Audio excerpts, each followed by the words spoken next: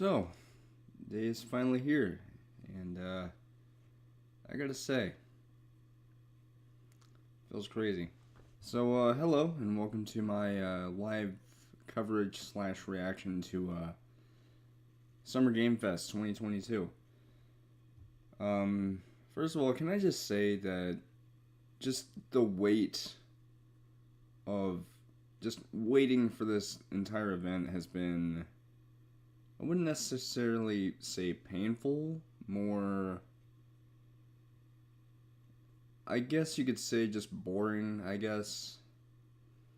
But it's still kind of like, just let's get it. Now, originally I was planning on starting my stream at noon, but then I thought, you know what, I might as well start up at 11, so that way I'll have, plenty of time to do whatever I'd like to do, so playing games or something like that. I have the webcam on just for a moment to, just, show myself a little bit, just to, yeah. As a reminder, celebratory drink right there. That ding ding, yeah. Yeah, so I got that this past weekend. Those two wine glasses there, I've had them for, I want to say pretty much a year at this point, maybe. Yeah, because I think I got them Christmas of 2020, I think. Yeah, but anyway, so you're probably thinking, so what games are you going to play? I don't really know. But I'm going to turn off the webcam so you can see whatever I'm playing better. Because I'm not saying the webcam camera is, like the screen, it's not disruptive. It's just whenever I'm reacting to something or whenever I'm playing something, I like to make sure people can see absolutely everything on the screen. So it's not that I don't like showing my face, alright? I'm perfectly fine with showing my face. It's just that I prefer to keep my face hidden whenever I'm playing a game, so that way people will be able to see whatever I'm playing. So that's basically it. With that being said, though, yeah. As for what I want to play, that is a good question. The answer is I don't really know, but what I will say, however, is that it'll be fun. I guess I could play some City Guesser to pass the time a little bit.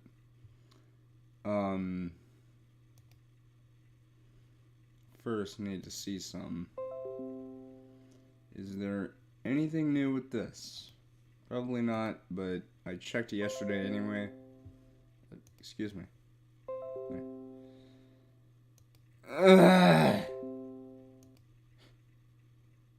Okay. I should also go on to YouTube because I think there's supposed to be a video from IGN. If there is, I will watch it. There's a new Sonic video.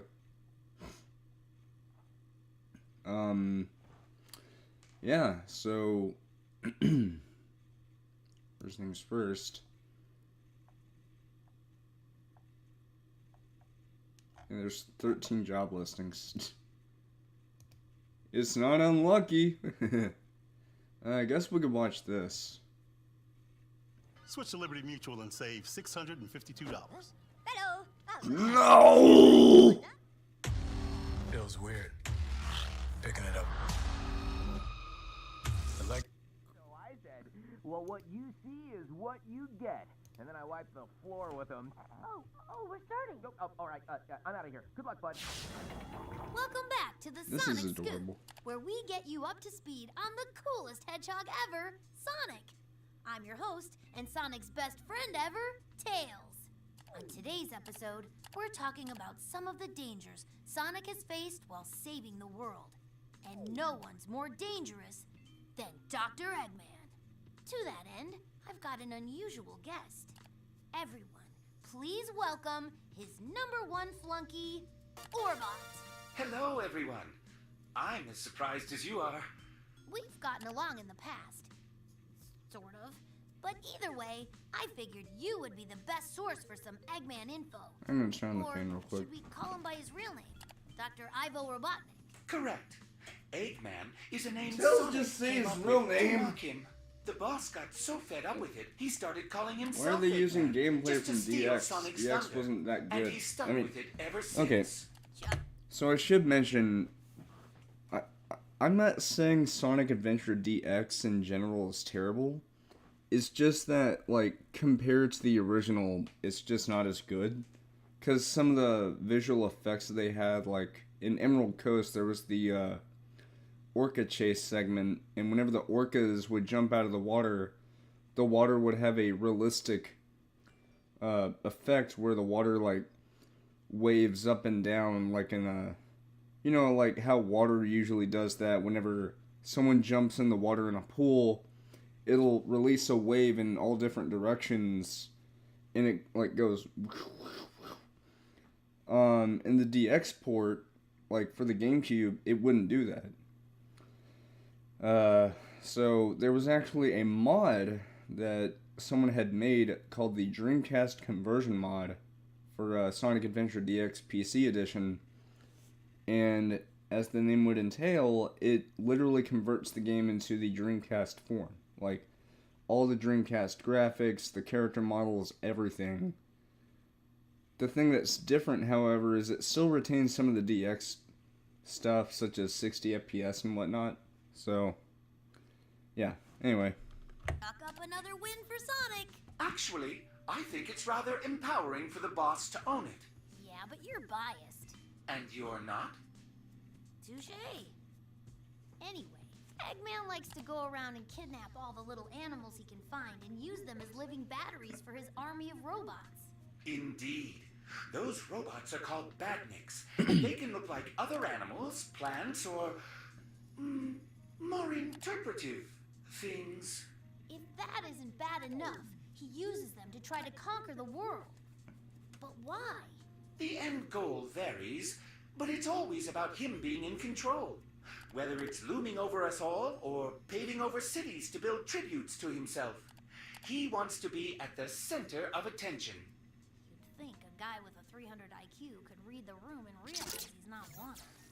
I mean, where does this guy get off? Those poor little animals. And he's trying to take over the world. That's enough out of you. Do not close your browser. Don't attempt to adjust your VPN. It is I, Dr. Eggman, the greatest scientific genius in the world. And I will be handling your questions from now on. The first question comes from Don't Register Your Own Name Qbot. First Orbot, now this. You just can't program good help these days. Might as well get on with it. Who is that other hedgehog you work with sometimes? Is that Dark Sonic? No, that's Shadow, the so-called ultimate life form.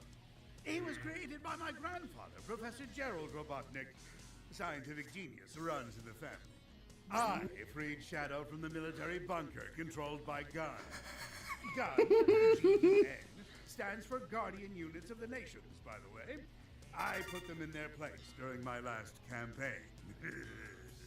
Anyway, Shadow's gone on to become another thorn in my side. He's not one of Sonic's buddies, but he's still a problem all the same. This next question comes from Sky Patrol, who asks, did you really think you could hijack my stream? Does that even... No, wait, I'm not going to stop! We're back. Sorry about that. Eggman has a way of ruining a good time. Either way, I hope we were able to drop a little knowledge on you today. Remember, knowledge is power.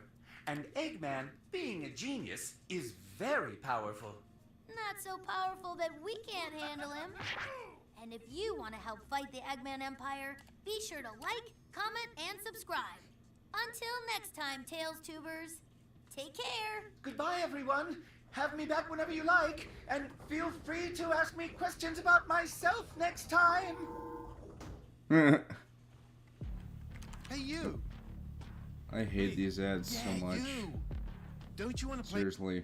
Like, there's nothing fun about those ads. Now I think there was supposed to be a gameplay video of, Sonic Frontiers. Right? Maybe I'm wrong?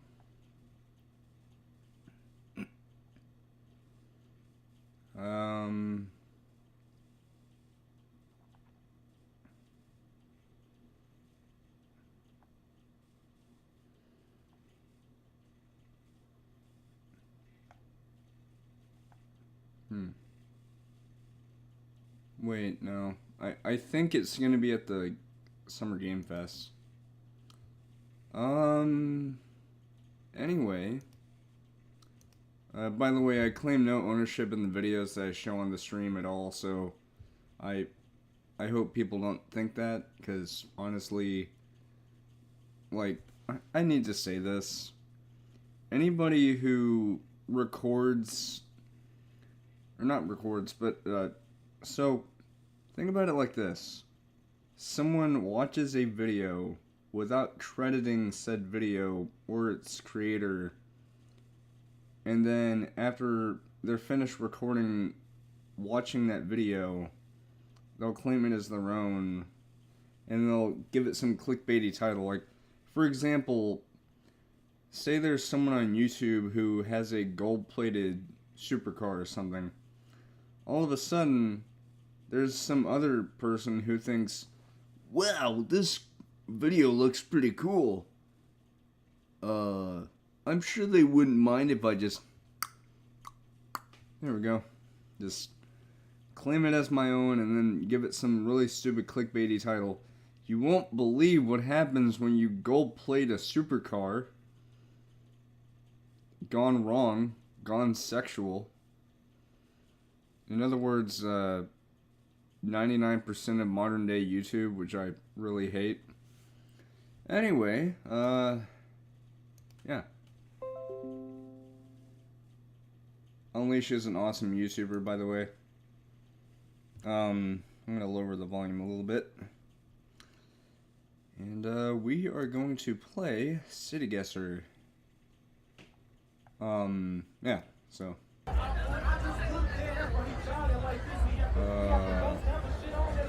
Well, I already know where this one is. This is, without a doubt, Miami Beach.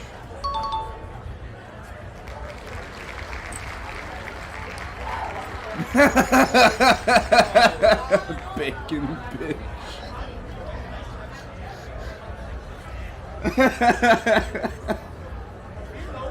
I'm sorry, but that is the funniest name for a restaurant ever. And it's also a play on words with the word bacon bits. Not words. You know what I mean. Like, there's an actual product you could buy called bacon bits, and it's like these little bits of bacon that you can put in salad and stuff.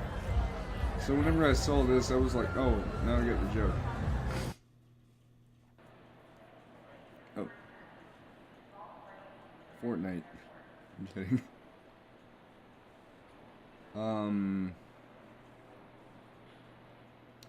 It would be kind of funny if that just so happened to be marketing for the game. I already know where this is. This is Salt Lake, Utah. I've actually always wanted to go to Utah. It seems like a nice place. Anyway.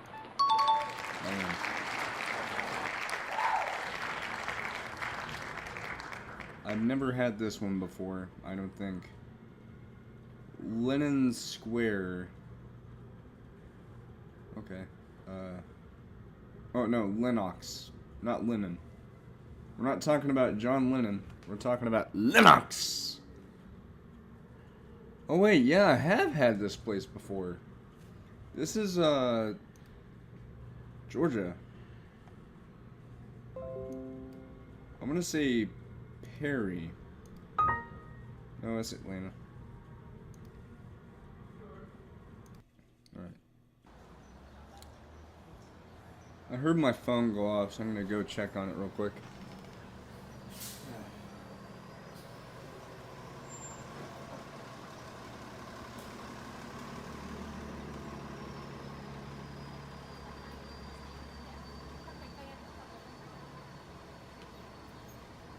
I'm back. It was just a notification from Twitch that someone that I follow went live. By the way, I actually got a new follower last night on Twitch, and what's funny is it's actually someone who I'm friends with on VR chat. So I forgot what exactly their name was, but I hope they're doing well today. I'm not saying something bad happened. It's just, you know, I always like wishing people a good day. You know, it's how I am. I'm a good person. I like making sure that the well-being of others is just as good as mine. And whenever people are feeling down, I always try to cheer them up. Or, you know, I try to be there for them. Even if it's not physical. You know what I mean, right?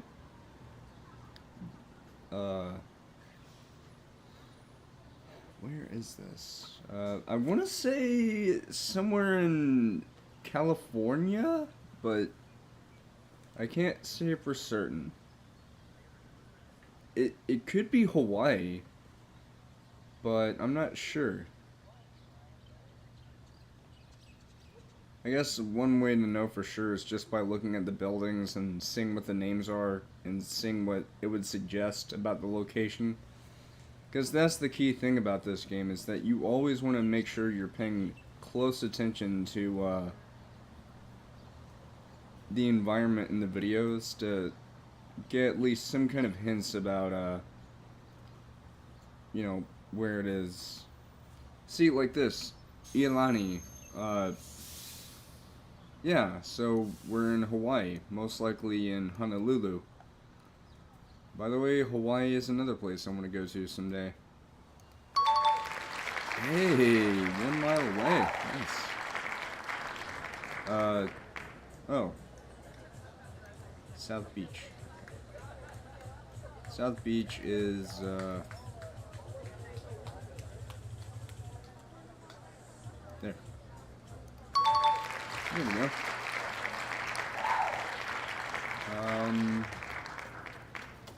This is yet another Hawaii. Going to bet Honolulu. Because that's where a majority of these are, is Honolulu. Or any of the Hawaii ones. See, look at that. I got it. Didn't even have to try. Oh. Oh, I think this is, Nebraska. I think. Omaha? That is right. My intuition is very much correct. Oh, this is Central Park. I know this one. It's funny, because you might be thinking, well, why? Have you been here before? No, it's just, I've had these rounds so much that I've started to memorize them. Kind of. Also, it's important to know that usually I do live streams at, like, nights. Usually at 8:30 to 9:30 is whenever I do a stream. I don't mean, like, when it stops. I'm talking about, like, those are the times I would typically start streaming, depending on whatever I feel like and whenever I'm, like, available to do so. But the thing about that is, by the time it's that time, I'm usually exhausted because of how long the day has been. But,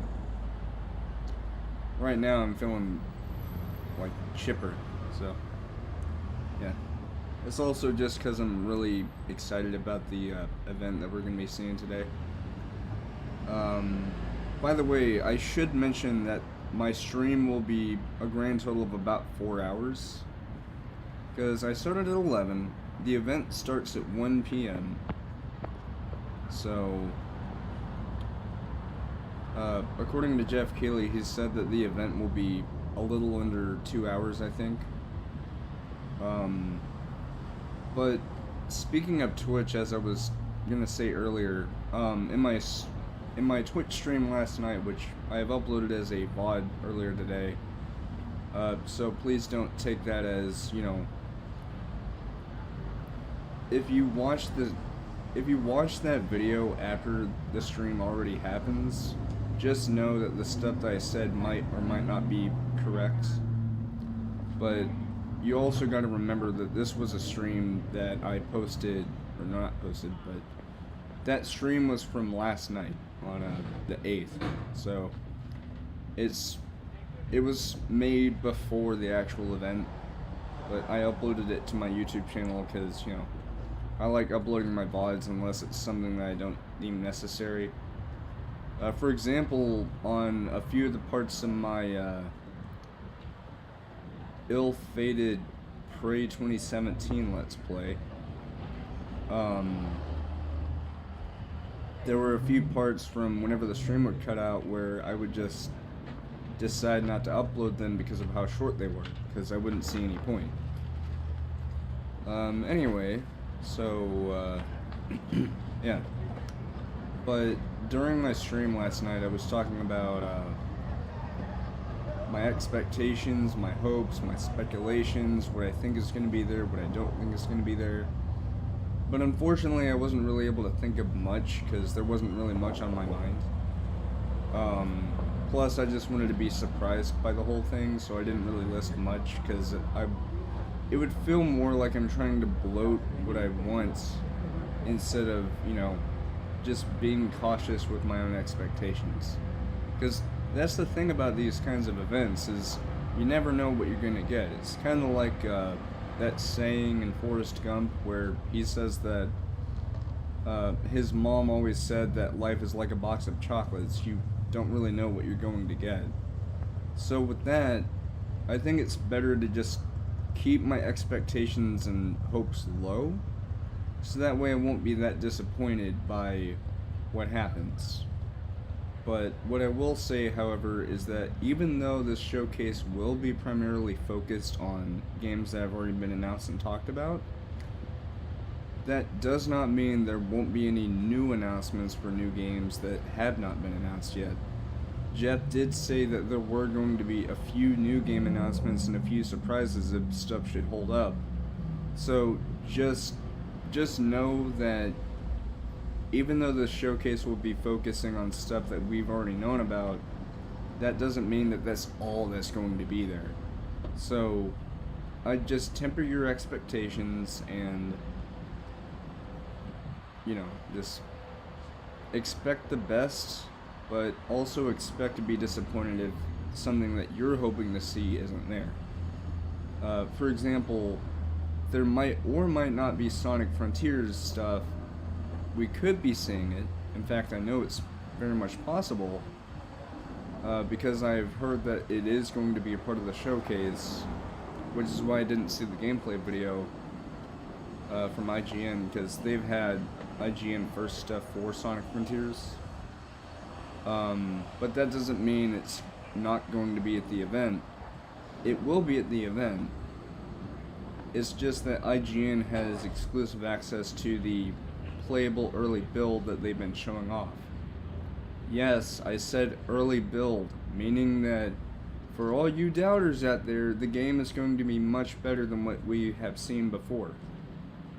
Because, you know, it's very much possible that the development at this point is progressing very smoothly, and that the gameplay that we saw was, you know, from, as they said, an early build.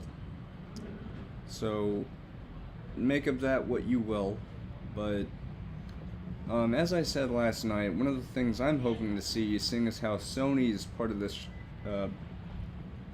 Summer Game Fest thing going on this month, is I'm expecting to see not many Sony things, but I am still expecting to see a few things related to Sony and PlayStation. Maybe something about God of War Ragnarok, maybe something new about Horizon Forbidden West, like new DLC, which I will happily buy. Maybe something new about Ratchet and Clank Rift Apart, like a new update or something. Or maybe like a new game that we haven't heard about yet. Because like I said, just because this showcase is going to be predominantly games that we've already known about and heard about, that doesn't mean that we're not going to get anything new. It just means that it's going to be less of that and more of the stuff that we've already seen. So, as a reminder, don't expect this to be 90% new stuff and 10% old stuff.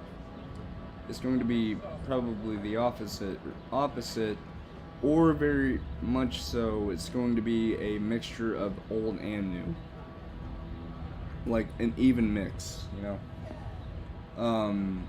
Anyway, I forgot to guess, but I saw a sign there that said Portland, so, Portland. Wait, what? I would like to say something real quick. Can we stop with this stuff, please? Where we have a town in another state that goes by the same name as a town in another state. Seriously. Because traditionally, when you think of Portland, you think of the actual big Portland that's in Oregon. Not Maine. Seriously, like, it's so confusing. Because, like, granted, this is kind of a dead giveaway, the environment that I'm looking at. Because the Portland in Oregon is a massive urban area. This is a smaller urban area that doesn't look as, I guess high-end would be a good word, I guess. Anyway. I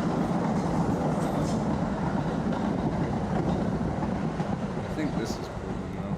Like, the actual Portland that I was thinking of. Not Maine.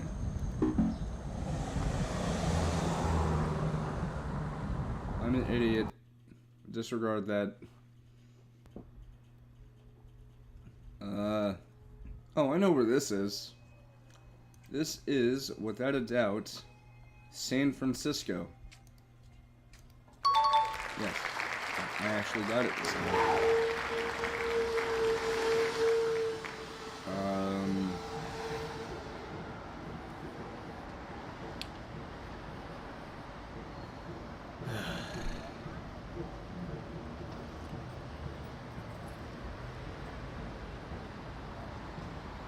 Also, if you see in the bottom right corner, yes, it is very hot outside. Yeah.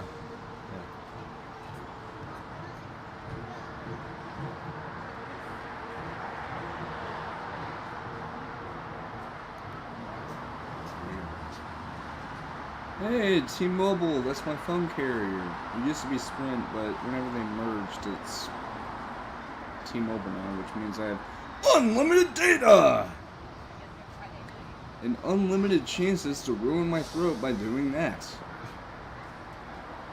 Oh well. I'm willing to bet this is New York, but I could be wrong. It definitely looks like New York, but I could be very wrong.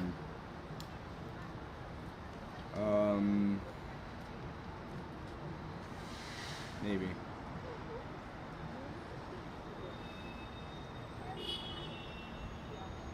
Or maybe it's Chicago. I feel like it's probably Chicago. What do you know? My own instincts were correct. Oh, this is Lloyd Center in Oregon. I've had this one before.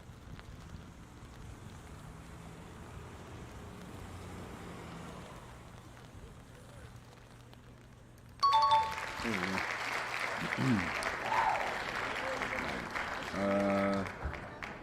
Now this is definitely New York. I'm not even being sarcastic whenever I said that. Like, it sounds like I'm being sarcastic, because I know I'm probably also going to be wrong, but you never know. So look at that. It was in Soho. Nice. San Antonio. I've actually never been to San Antonio, but I do know that it was the birthplace of Alamo Drafthouse. think?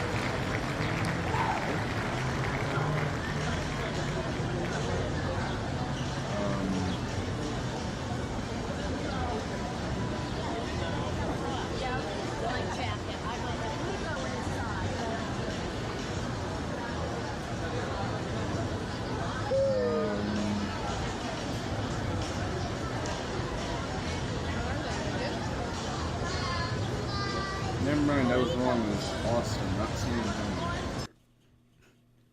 Actually, it's funny. I think it was either last year or some other time, but my papa actually went to Austin, and I think he said that he actually saw the original Alamo Drafthouse. And something even funnier, me and Alamo Drafthouse are both 25 years old. The same year I was born. And no, I'm not trying to suggest that it was made because of me. It was a coincidence, okay? What I will say though is I'm positive that this is Provincetown, right? No, it was Key West. Not to be confused with Kanye West, or I'm sorry, Ye. Because apparently celebrities have lost all sense of mentality. And I think I'm starting to lose my grip on it as well. Portland. I know that for a fact. Yeah. Oh. Anyway, I'm gonna guess this one last one, and then I'm gonna go on to Roblox and play a few liminal space games. This, without a doubt, is undoubtedly Venice Beach.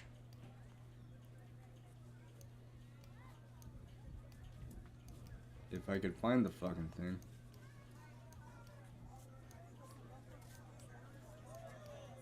There. Hey! There we go.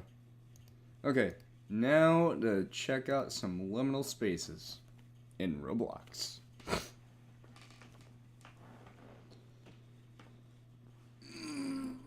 What the? Oh, come on. Hold on. Yay, I have to log in.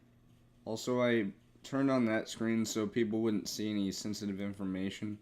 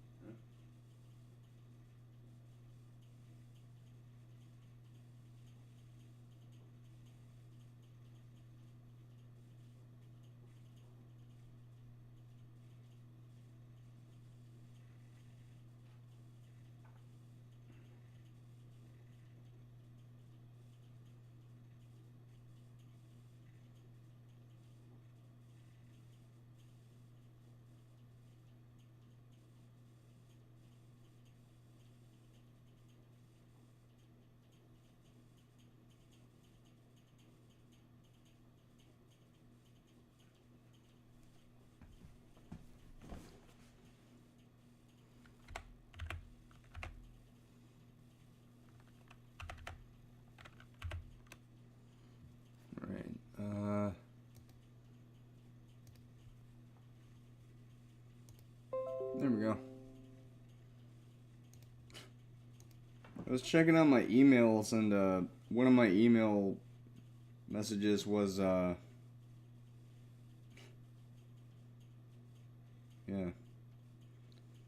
So basically what it was is it was this person who I added on Facebook like a month ago, I think. And like they decided to send me a message because, you know, like they wanted me to get Google Chat. Come to find out it's one of those people, you know. Those. Yeah, be careful. That's all I'm gonna say.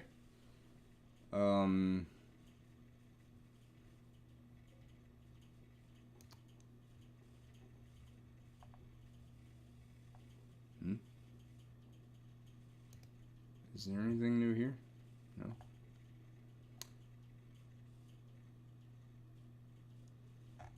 No.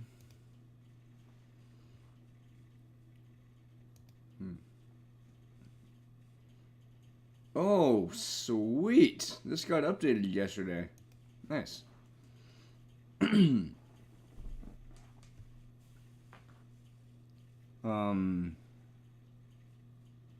Yeah.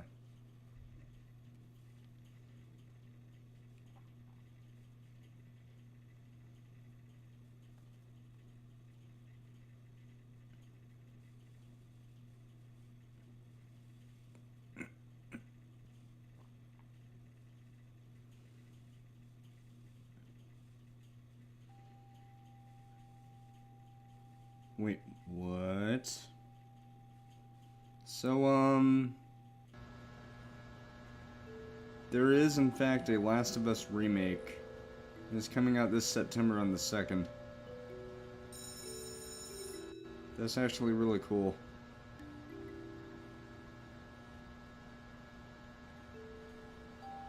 Wait, did Sony ever announce that, or was it just sort of like a surprise? No. I think what it is just, you know,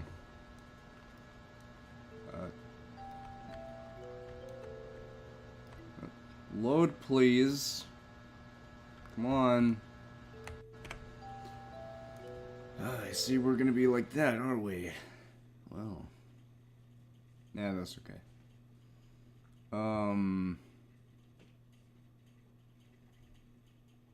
Right. Guess I could see what other games I could play. I like how one of the advertised games was a friggin' Christmas game. Alright,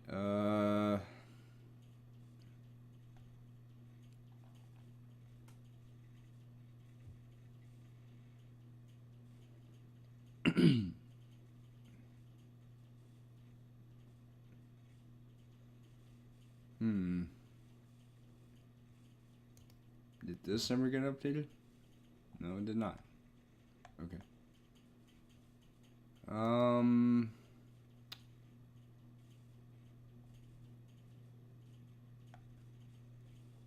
It's important to note that I unironically play these games even though I absolutely fucking hate crypto and NFTs. Yeah, make of that what you will. It's just, I don't know. It's some weird fascination, I guess. if that makes sense. I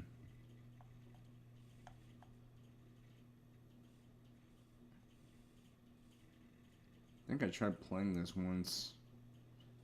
Yeah, I did. So, I played this, 2 days ago, I think, and, so, as you would guess, the beginning of Half-Life started with you riding on a little train thing. On this, you know,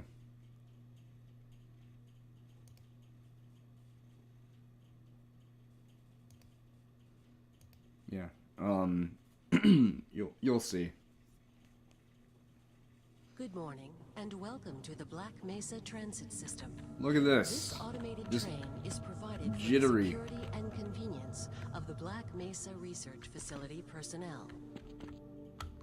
The time is 8:47 a.m. Current topside temperature is 93 degrees, with an estimated high of 105. The Black Mesa compound is maintained at a pleasant 68 degrees at all times. Alright. Nope. This train is inbound from Level 3 dormitories Okay. to Sector C test labs. No, I think what it was is just it disconnected while I was in the train, and so it like lagged out. So far it's okay though. You will need to return to the central transit hub in Area 9 and board a high security train. If you have not I will yet admit, though, submitted this your is very, identity very to the impressive. retinal clearance system, You must report to Black Mesa personnel Seriously, for it's like, processing before you will you be better promoted not. into the high I don't want to be security branch wronged. of the transit system. I want to be righted.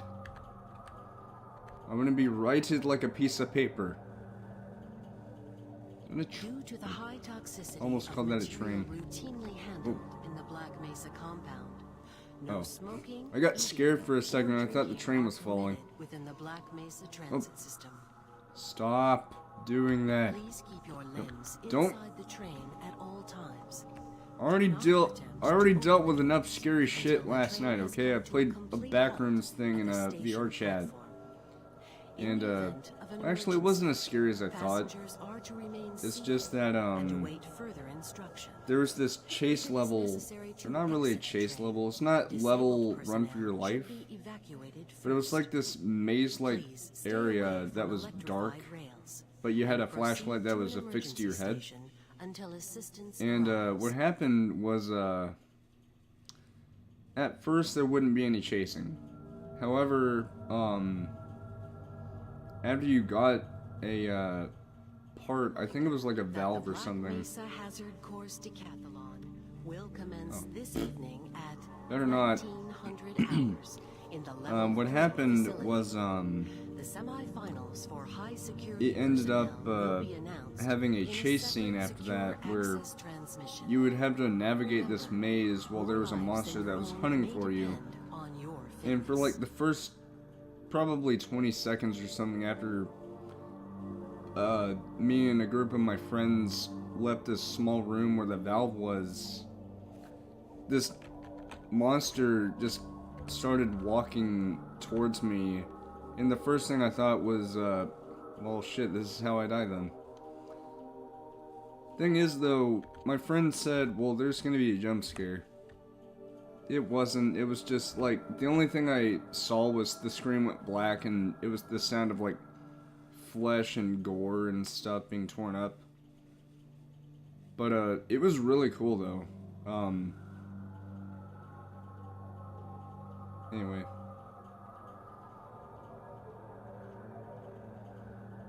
Unfinished.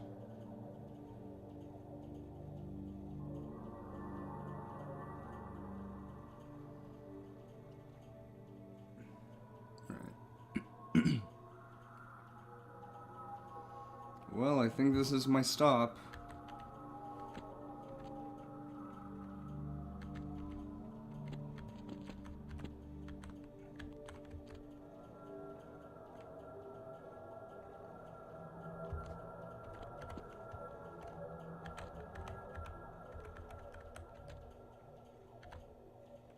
Morning, Mr. Freeman. Looks like you're running late.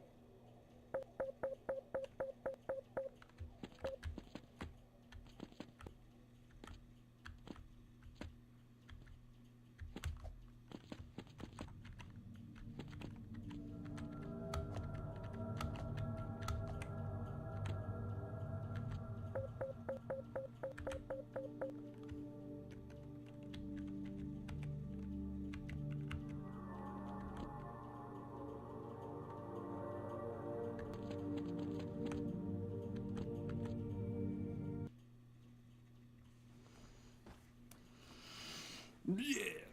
Oh. Okay. Oh, what the?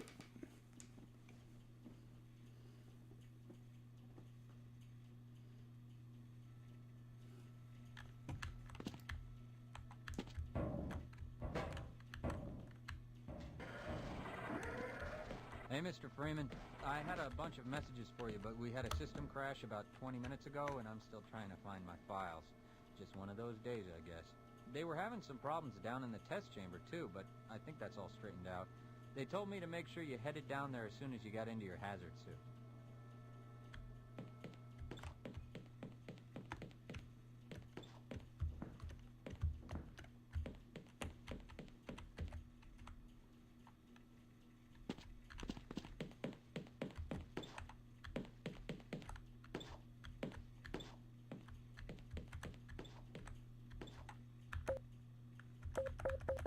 My God, what are you doing?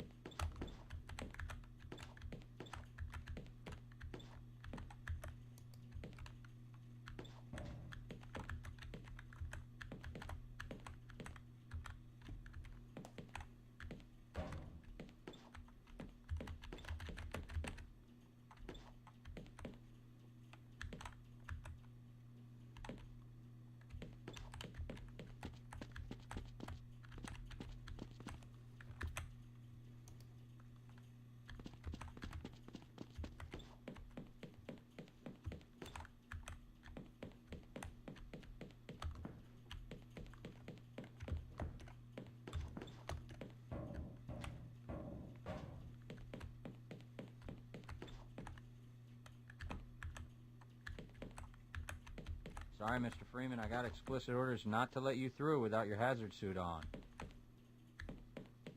Okay.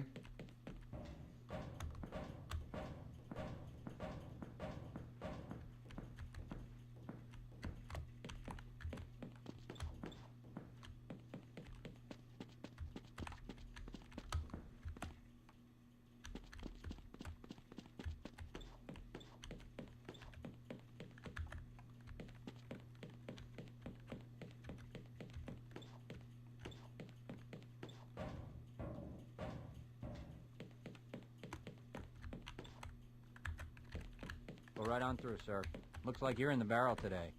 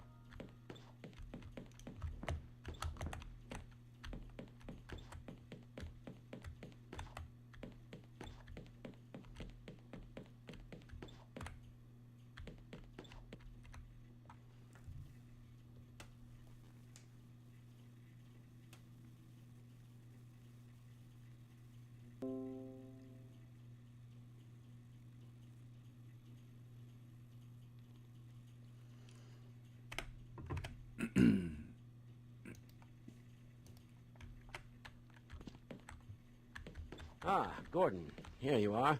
We just sent the sample down to the test chamber. We've boosted the anti-mass spectrometer to 105%.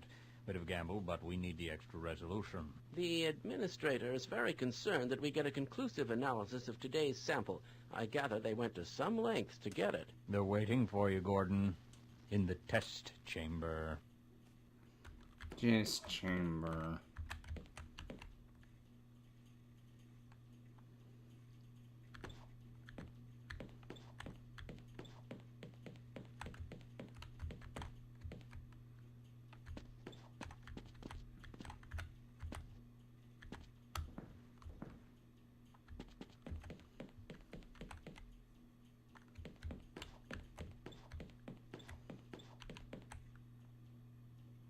I'm afraid we'll be deviating a bit from standard analysis procedures today, Gordon. Yes, but with good reason. This is a rare opportunity for us. This is the purest sample we've seen yet. And, potentially, the most unstable. Now, if you follow standard insertion procedures, everything will be fine. I don't know how you can say that, although I will admit that the possibility of a resonance cascade scenario is extremely unlikely.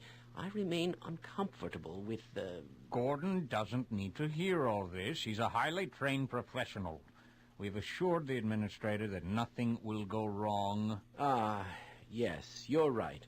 Gordon, we have complete confidence in you. Well, go ahead. Let's let him in now.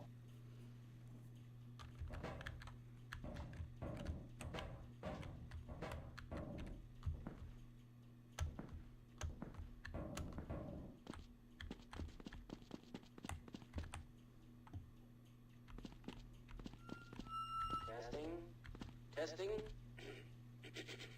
Everything seems to be in order. All right, Gordon. Your suit should keep you comfortable through all this. The specimen will be delivered to you in a few moments. If you would be so good as to climb up and start the rotors, we can bring the anti-mass spectrometer to 80% and hold it there until the carrier arrives.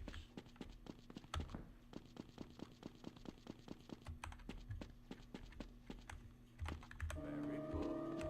We'll take it from here. Power to stage 1 emitters in 3, 2, 1. I'm seeing predictable phase arrays. Stage 2 emitters activating now. Gordon, we cannot predict how long the system can operate at this level, nor how long the reading will take. Please, work as quickly as you can. Overhead capacitors to 105%. It's probably not a problem. Probably, but I'm showing a small discrepancy in... Well, no, it's well within acceptable bounds, Jim. Sustaining sequence. I've just been informed that the sample is ready, Gordon. It should be coming up to you any moment now. Look to the delivery system for your specimen. Gordon, get away from the beam! Shutting down. Attempted shutdown. It's not shutting down. It's not.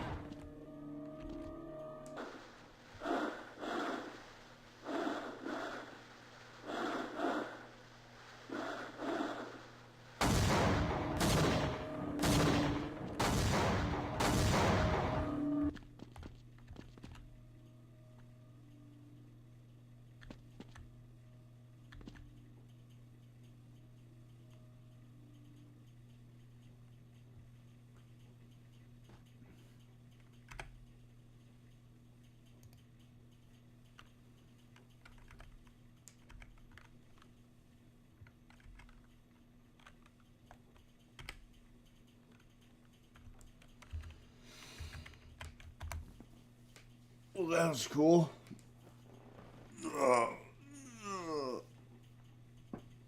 All right, nearly noon. All right.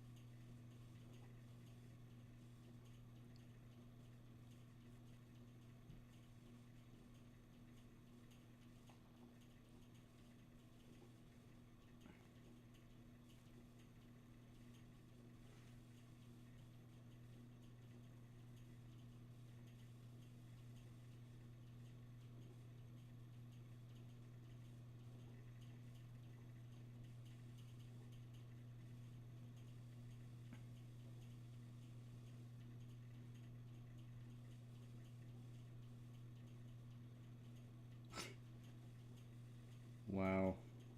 So, there was this post I came across a minute or two ago from YouTube. No, not YouTube. Facebook. And someone was like, well, God of War just got delayed. I literally just now checked the Twitter account for Santa Monica Studio. Nothing at all had any indication about the game being delayed, so I think someone's just talking out of their ass because of the, rumors. Anyway, Mandela County RP. It's funny, I actually follow the person behind the Mandela catalog. Very nice guy. I think his name is Alex Kirsten, I think. He's a very nice guy. I bet this is gonna be cool, though.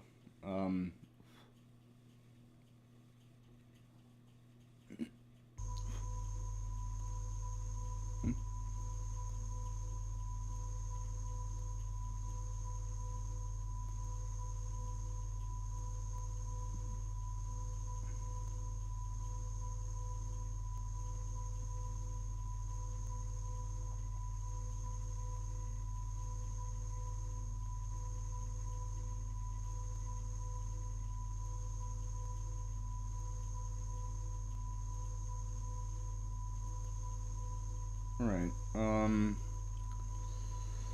okay, what the? Well, hi there. Making sure to read the rules. If you don't, you will get banned. Exploiters and hackers will be banned. Good. No Among Us. Already got that off the list, because I'm not in Among Us, I'm a fox. Don't bully or make bad comments to anyone. Have fun. Don't ruin anyone's RP. Don't bug any admins or the creators. And no exploiting or hacking. Okay.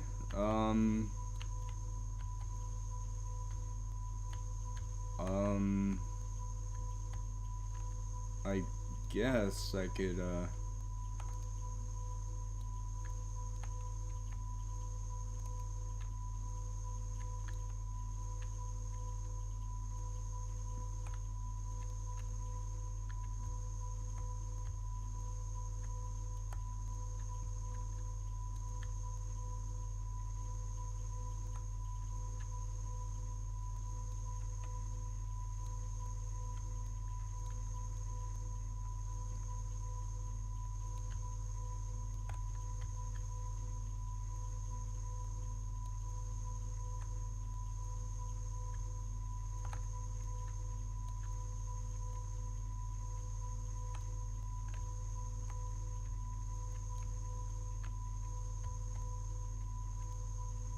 I am tall.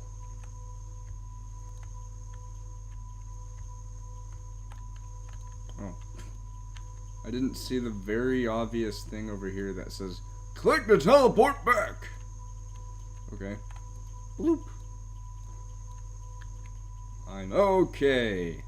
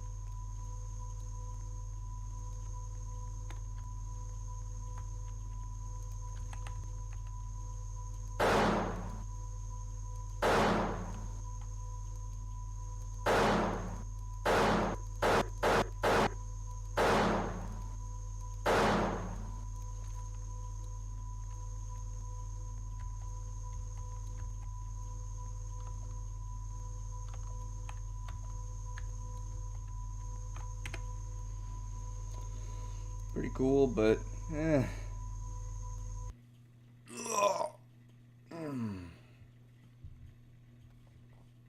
It is now noon.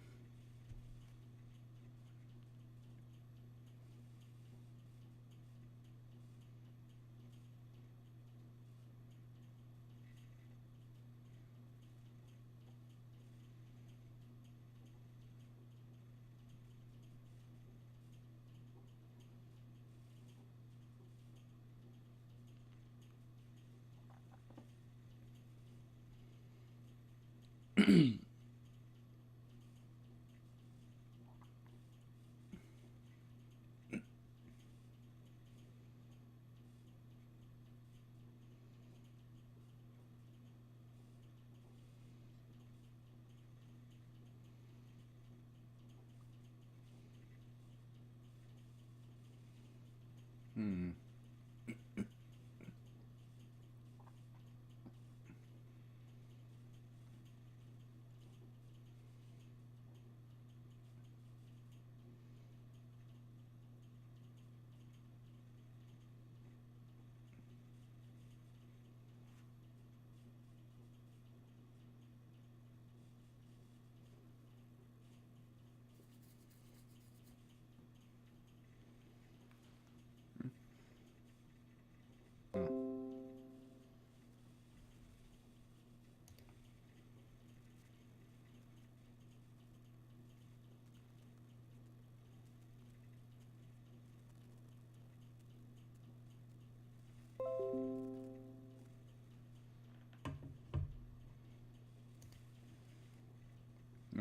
So now we have less than an hour left.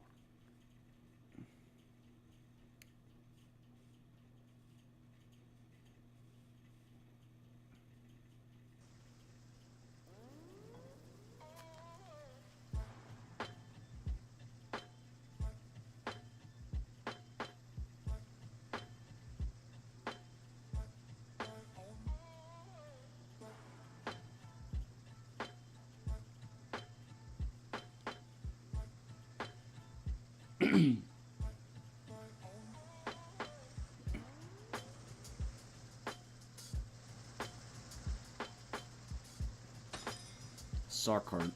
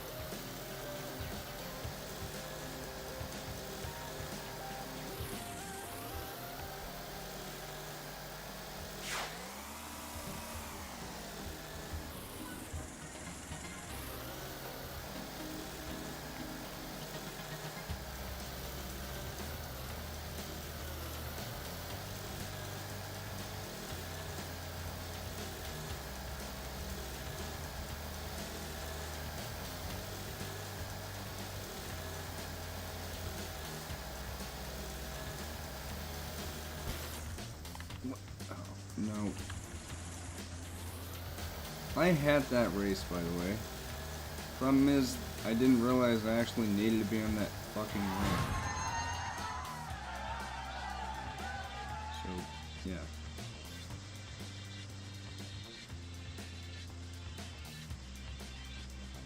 I literally would have won that had it not been for me missing that ramp. Because I thought, well, I could just land upright, right?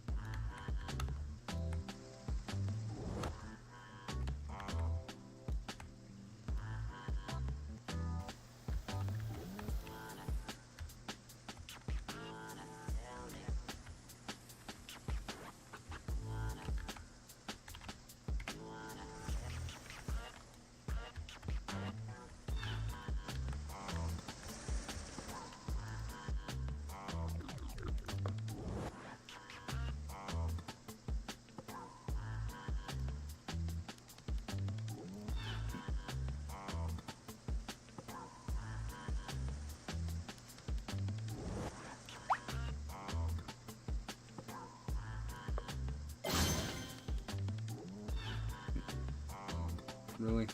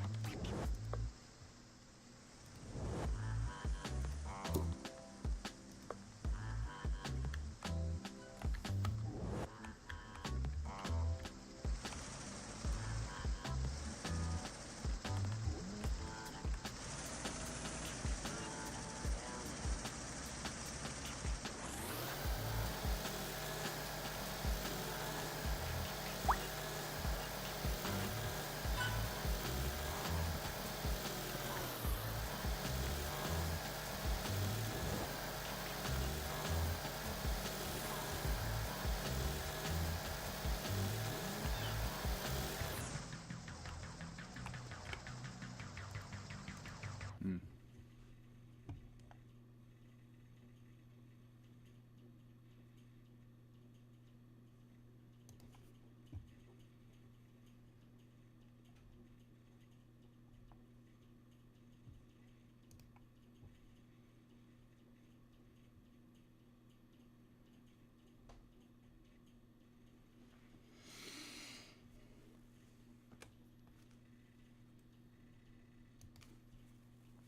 Oh.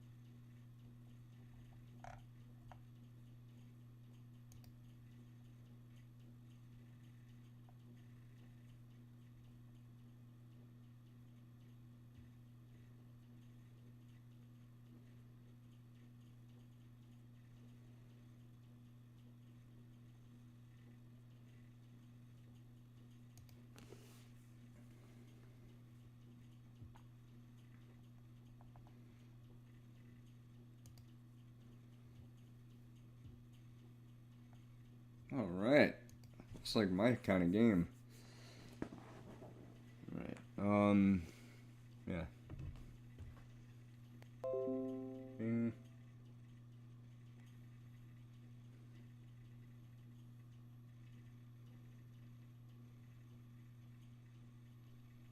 Oh, what? Really? Roblox didn't need to upgrade earlier. Like, at all. And now it wants to? What the heck? Oh, boy.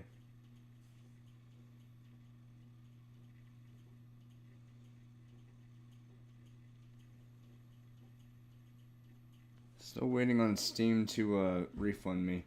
Because I forgot to say, last night I was wanting to play Toy Story 3, which was this mystery game that I wanted to choose as a mystery. I didn't announce what it was, like, at all. I wanted it to be a surprise. Come to find out, even though I thought that, you know, hey, you know, it'd be backwards compatible with Windows 10. It wasn't. At all. Because it ran on Windows 7 and this is Windows 10. And it's weird because I played plenty of other games that were meant for Windows 7. And they were just fine. So I think it's just, you know, just stupid. Anyway,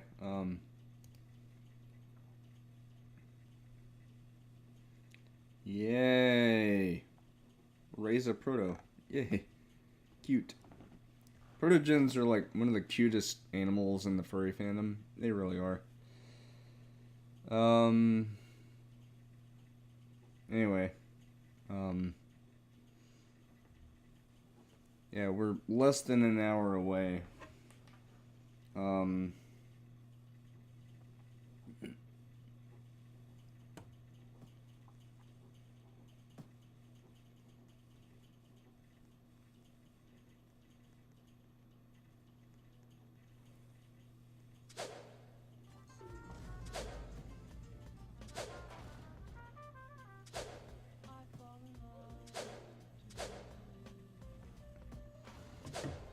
How to play. Use your cardboard box tool and place it down. Send your cardboard box to start earning donations. Use cash to buy new items from the mart. Okay.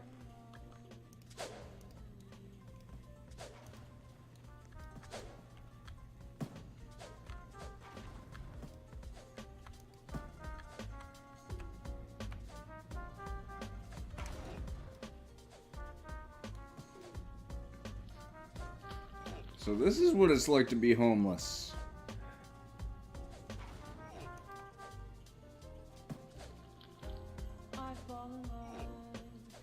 Nice.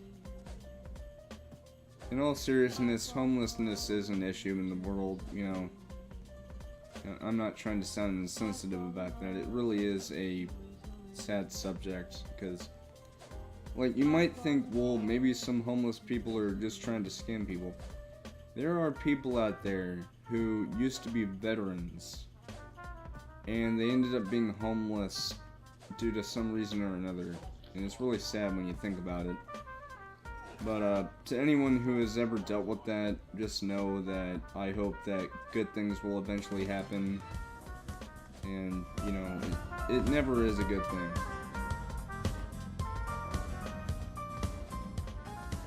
What the...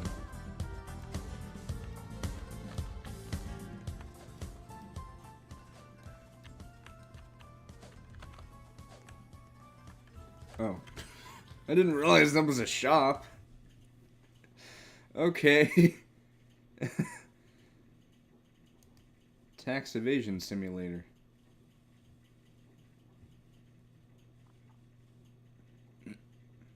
Alright.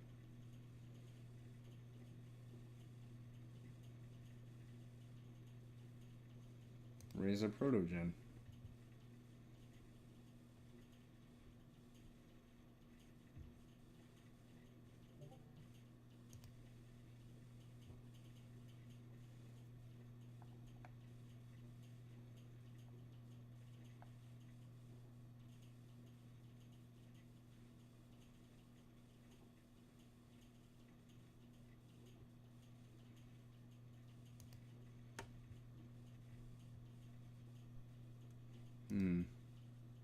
There's something I'm gonna check out real quick. How are we doing on this?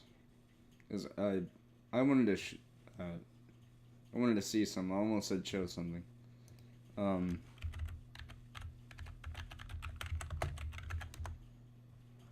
Is there anything new on this? Probably not. Nope.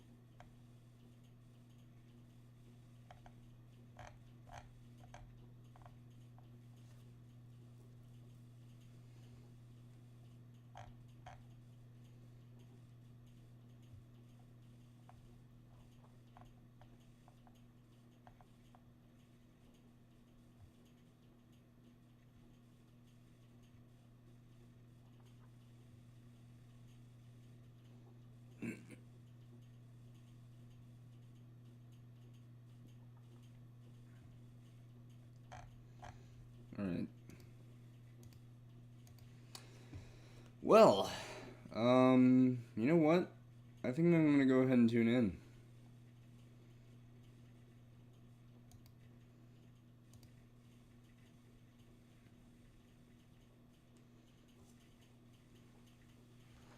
Look at this, man. Oh, baby.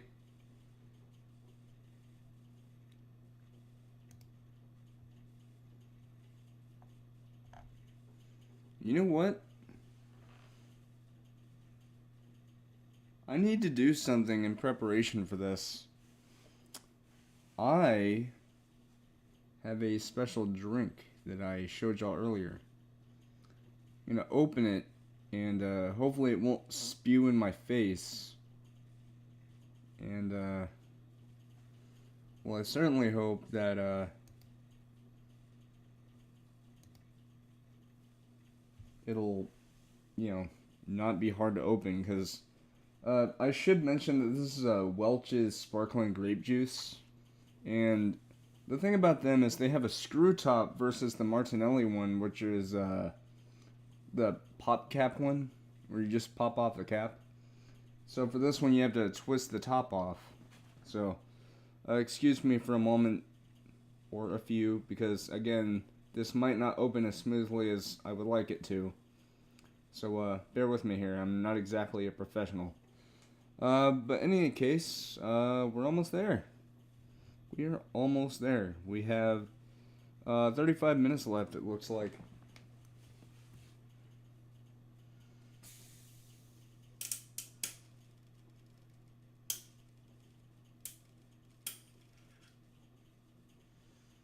Ooh. Surprisingly enough, it actually opened up way easier than I was expecting. I had to put the lid back on just to make sure that it didn't lose the fizz, which it probably has, because I haven't opened it until today. Or, you know, just now. Because I got it Saturday, I think, but I haven't opened it until today, because I typically wait until the day of an event. Yeah, so I have actually had sangria before. If you're curious about what the sparkling grape juice version is like, well, it's just like the actual sangria. It's grape with the orange, and I think I had it for the Game Awards back in 2021. So now you're probably thinking, well, what are you going to be doing for this year's Game Awards? I don't know yet. But if there is a new flavor, then I will happily try it out. And at some point I might start getting them every now and again. Not necessarily for celebratory stuff, it's just because. I was actually planning on doing that at one point, but I usually get these for like celebratory things or for big events like this. So, yeah. In any case, this should be a lot of fun.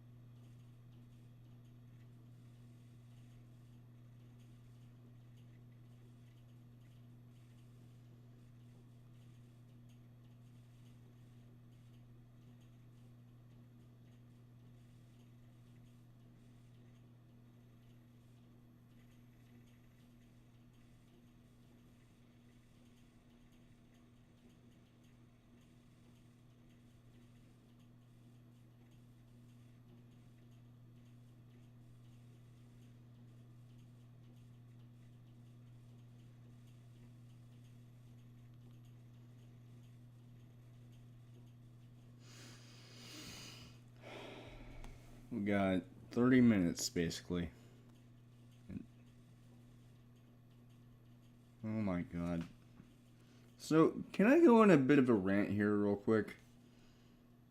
Twitter, can you shut the fuck up about NFTs, please? Like, for the love of God. Absolutely, almost everybody hates NFTs, except for the weirdos that think, "Whoa! NFTs are the future!"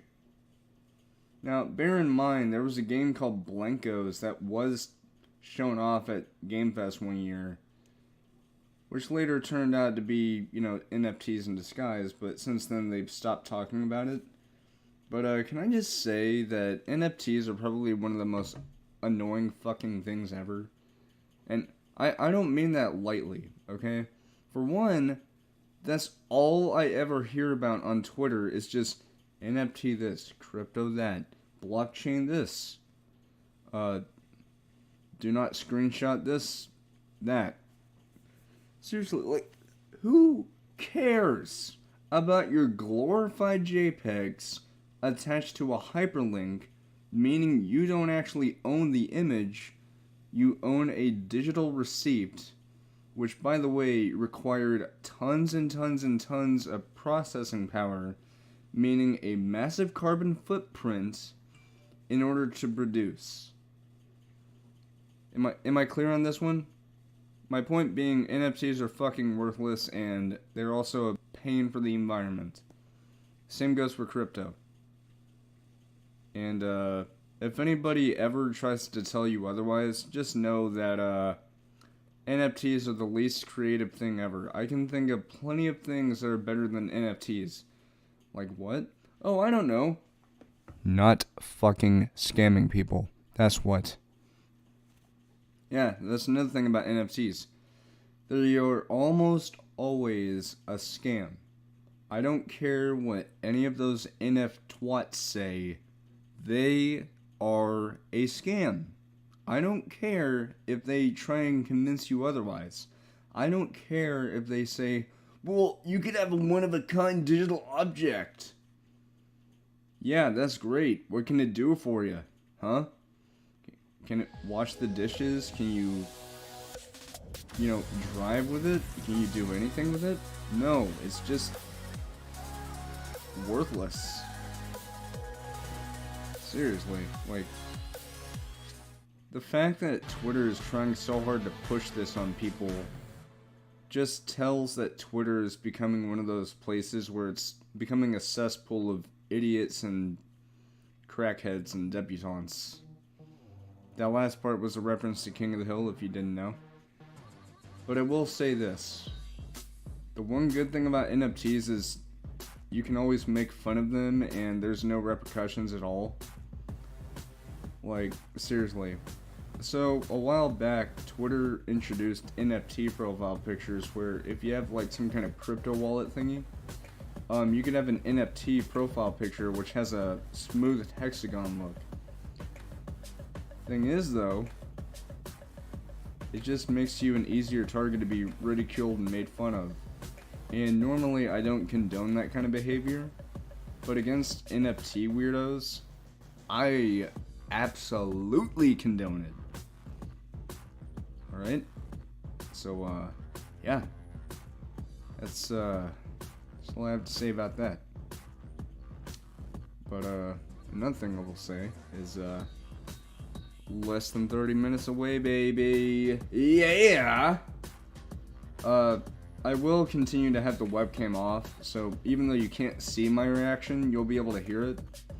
And I try my best to make sure I sound as believable as possible, so just know that any of the reactions I give off in the microphone, they are genuine. I'm not trying to fake anything, unless it's like sarcasm. But the only time I'm sarcastic is if it's something that I just personally don't find very interesting and want to make fun of it. For example, Morbius. I need not elaborate further. Anyway, yeah, so we are 27 minutes away, about 26. Yeah, now 26. Yeah, so let's get this party started.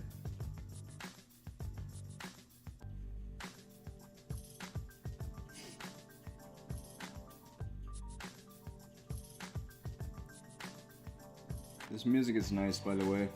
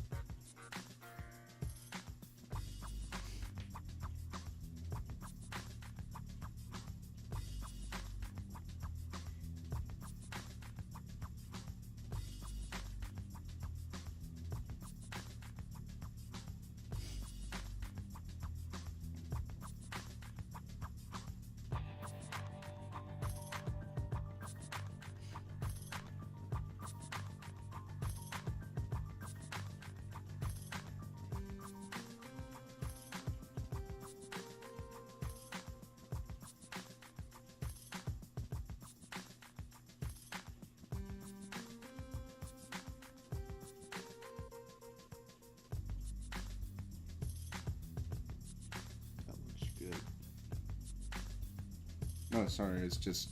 I was looking at some screenshots from the Last of Us remake, which, by the way, has been renamed to Last of Us Part 1. Given the fact that the game's sequel is called Part 2, it makes sense why they would do that, just to discern people from, you know, the original and the remake. Just to confirm, this is a full-on remake. It's not a port like GTA 5, which, granted, the new port of GTA 5 is on a better engine, like it's a highly updated version of the Rage engine. Yes, I'm saying there are clear differences. Don't bitch at me, okay? Shut up. I know what I'm talking about. I've been alive for 25 years. Yeah.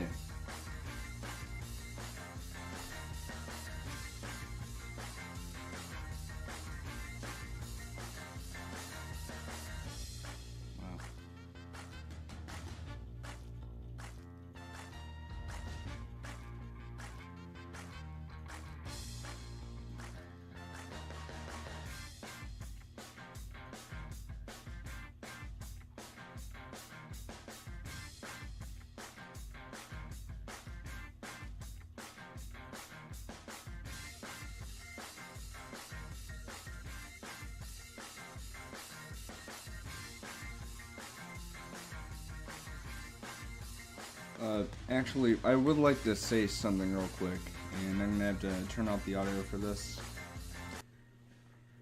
So, it has recently come to light that a fairly well-known YouTuber by the name of The Act Man has been a victim of outrageous claims, ridicule, and harassment at the hands of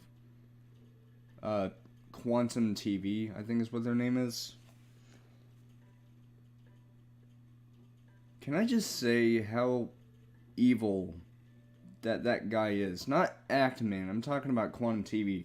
Act Man, I know you probably won't ever see this, but if by chance you do, just know that I have you, like, you have my full support. I haven't subbed to him, besides he's quitting YouTube anyway, but I would like to say that nobody deserves to be harassed in that way. Being doxxed, being harassed, being threatened, having all that stuff done to you. And here's the problem. YouTube has done nothing about it. Okay? Let me tell you what YouTube has done. They sided with Quantum TV. Alright? There were content strikes, like a content strike on his channel, Actman's channel, and there were some bogus claims, like, you know how people can content claim your videos for stupid reasons? Yeah, guess what? Quantum TV decided to mass report Actman's videos for nudity and sexual content, even though there was no such thing in any of his videos at all. So, to Quantum TV, again, I know you will never see this because I'm a small YouTube channel. I'm not even at 200 subs. I used to be, but you know, it happens. But I will say this. Quantum TV, you should be deeply ashamed of yourself, and I don't care if you go after me. Alright? Because I haven't done anything wrong. Whatsoever. But I will say this. The fact that you would stoop so low to harass people who have done nothing to you, besides pointing out your hypocrisy and your blatant lies, your blatantly terrible views on stuff like LGBT and all this other stuff. What kind of person are you to do stuff like that? To sit behind your computer and harass other people just because they're pointing out how stupidly mean you are. And then you act like, well, I'm the victim. I should attack back by reporting them for no reason. And here's the problem. When the Actman tried to appeal those claims, you'll never guess what happened. YouTube sided with Quantum TV. Even though there was clear definitive proof that there was no wrongdoing whatsoever from the Actman's side, YouTube decided, well, you know what, we're just gonna side with this guy just because. Is that okay? No. It is not okay. Alright? Nobody in their right mind believes for a second that any of what has transpired is a good thing. Okay? Nothing about this is good.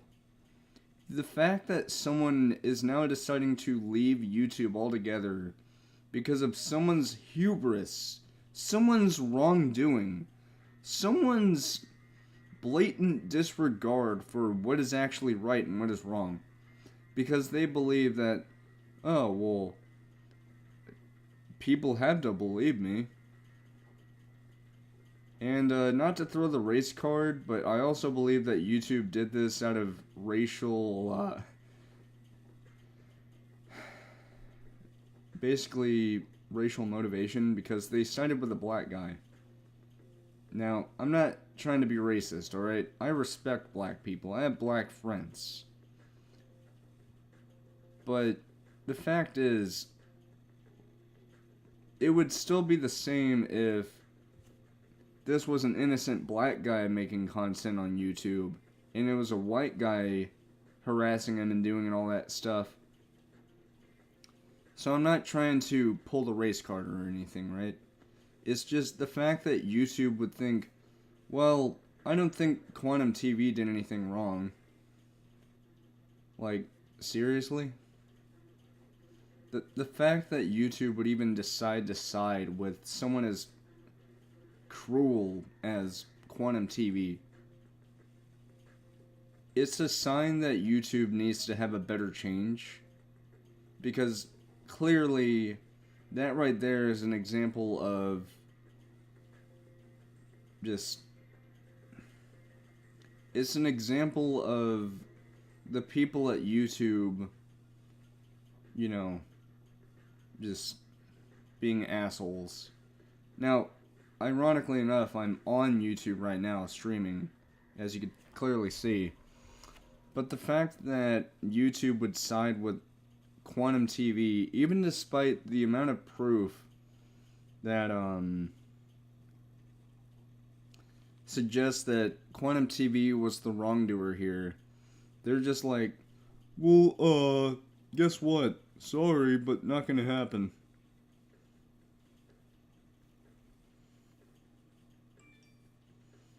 Like, seriously.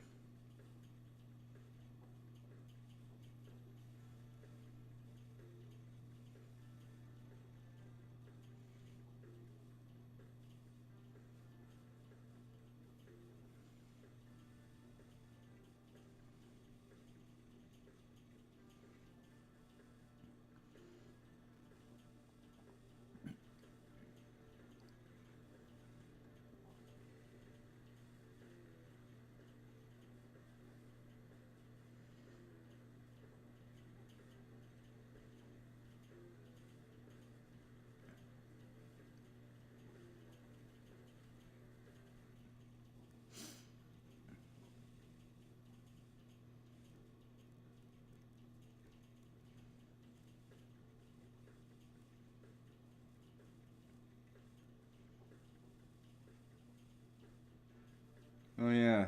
So speaking of the Act Man, so he made a tweet last night, I think, or yesterday, that said that his channel is officially demonetized. And I kid you not, by the way, the Act Man never did any of what I'm about to say. But Team YouTube literally said, as discussed, your YPP suspension followed your now deleted tweet threatening to dox the families of YouTube employees and creators. We don't take these decisions lightly and want you to know we're taking your concerns just as seriously. We'll keep working with you directly on this. About that.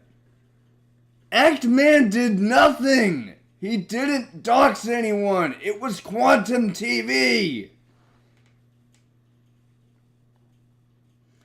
Seriously, the fact that Team YouTube is siding with the bad guy instead of, oh, I don't know, actually doing something good for a change. That right there is just flat out stupid. YouTube needs, they need a change in leadership for one. Two, they need to stop siding with bad people on YouTube just because, well, we don't see anything wrong here. Really? Really? Let me count the ways. Oh yeah, let's start with all those so-called kids YouTube videos that are actually, really dark in nature, So there's these YouTube channels that make supposed kid-friendly content, but it's not kid-friendly at all, because it focuses on, really gross and disturbing stuff. But YouTube's just like, oh, the kids will love this. What the fuck are you talking about? Nobody would like that at all. Not even little Jimmy. Not even little Billy. Not even little Bobby. Not even little Timmy McTommy. At all. There's nothing redeemable about that. At all. Stupid.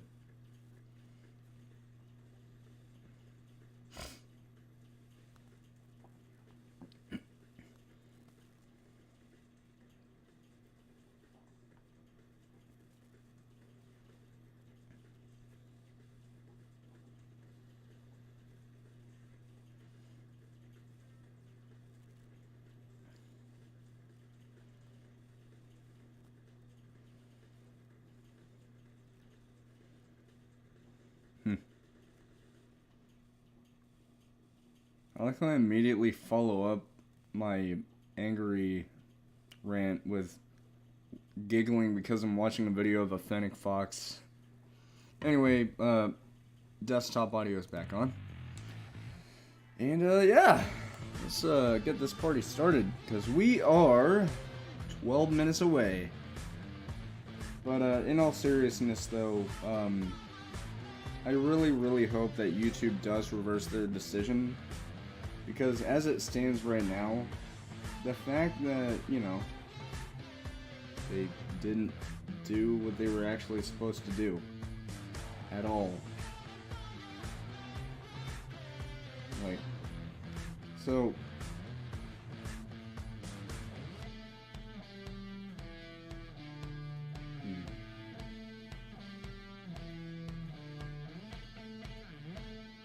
Basically, in response to the tweet that YouTube said about, oh, well, Actman, you doxed people, when it was actually the other person that did that and not Actman, because compared to the other person, Actman wouldn't do that. Even though I don't watch his channel, I didn't even know about him until recently. It's just stupid that YouTube would side with someone who is known to be a major scumbag. And the fact that YouTube's just like, well, we don't see anything wrong here. Really? Even after all the evidence that shows otherwise. That shows that the other guy, Quantum TV, is the bad guy. Seriously. Also, what kind of a name is Quantum TV? Seriously, like, that sounds like an actual TV that you would buy. What's next? Some guy is called 4K? I don't know. Alright, 10 minutes.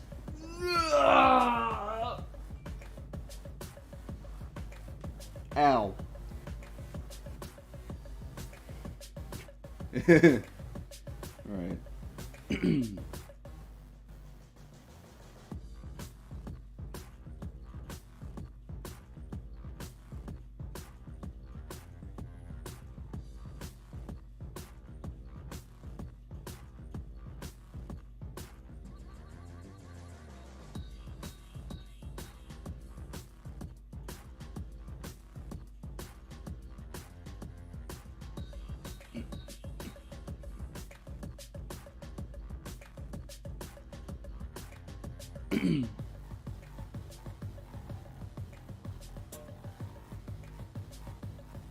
Oh, okay. So,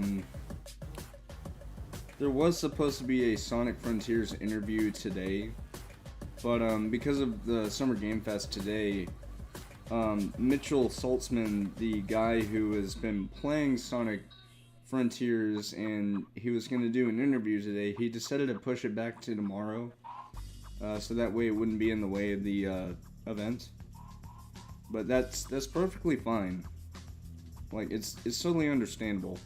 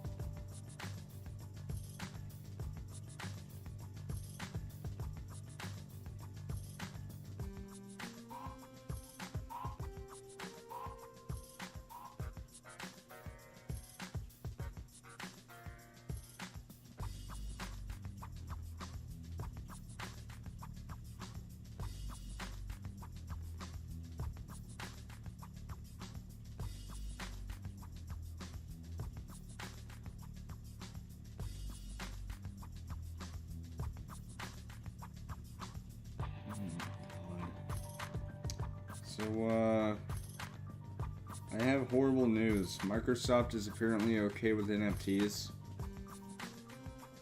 Why? No, fuck this. I'm not doing that. No.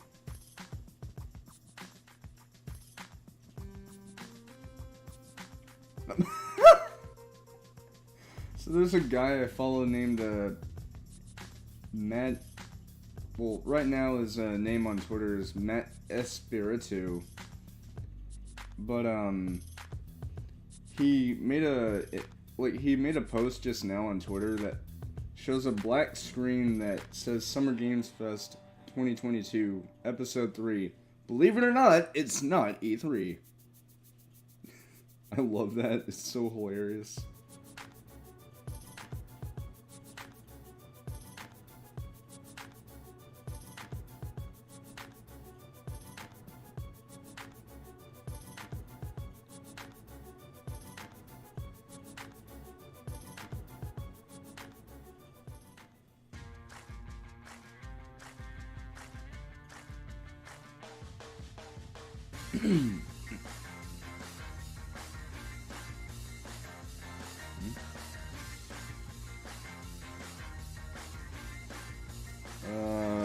I feel like BAFTA Games might know something we don't, because they just made a post. Yes, I follow BAFTA, by the way. And they made a post about 3 minutes ago saying, what's everyone hoping to see at the Summer Games Fest? Brand new IPs or an old favorite returning? I don't really know, honestly. What I do know is I need to go to the restroom before I piss myself, so pardon me for a second. I'm not even going to put up the hang tight screen because I mean, I have plenty of time. Come on.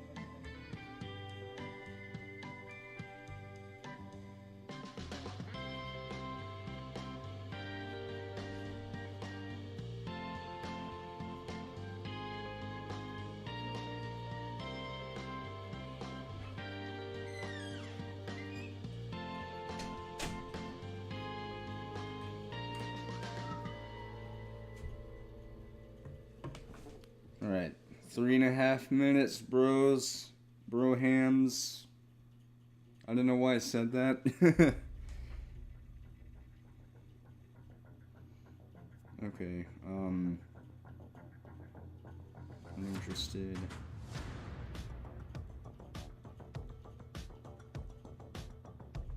Again, like, just to talk about something, Twitter's really pushing this NFT stuff, like, nobody cares at all, whatsoever.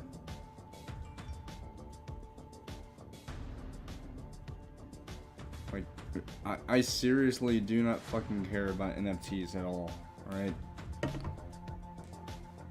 Like, there's nothing redeemable about them. None of them look good. Some of them are actually stolen artwork. And that makes matters even worse, because that's literally stolen artwork off of people who literally, you know, worked hard on artwork. As in, you had to physically make it. Or digitally, you know, because there are digital artists, but still, like, why? Pardon me. I'm gonna put my phone and my wireless charger real quick and I'll be right back.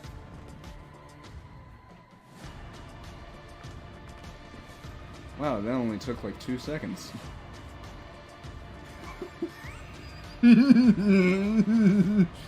Oh, baby.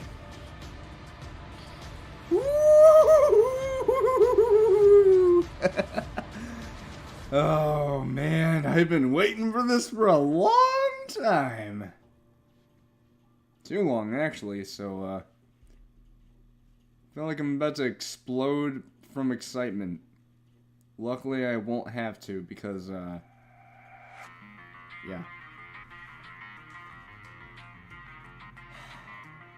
Man. Oh, baby. Okay, maybe I might explode from excitement. And not that way. I'm not talking about the, rated R. You know, NSFW. You know, I'm talking about, like, I don't know, it's just, I'm so anxious and so excited from this that my heart's literally, like, pounding out of my chest just from how excited I am. And that's a good thing, you know? That's a very good thing. It's normal to feel that way, especially for an event like this. And yes, I will be doing the grand countdown.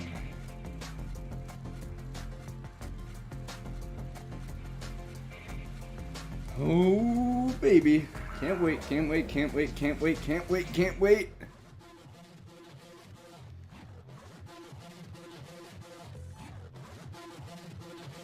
Ten, 9, 8, 7, 6, 5, 4, 3, 2, 1.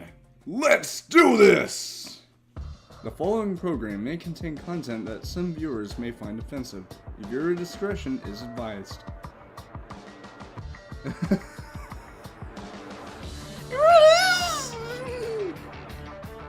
Sound like a girl.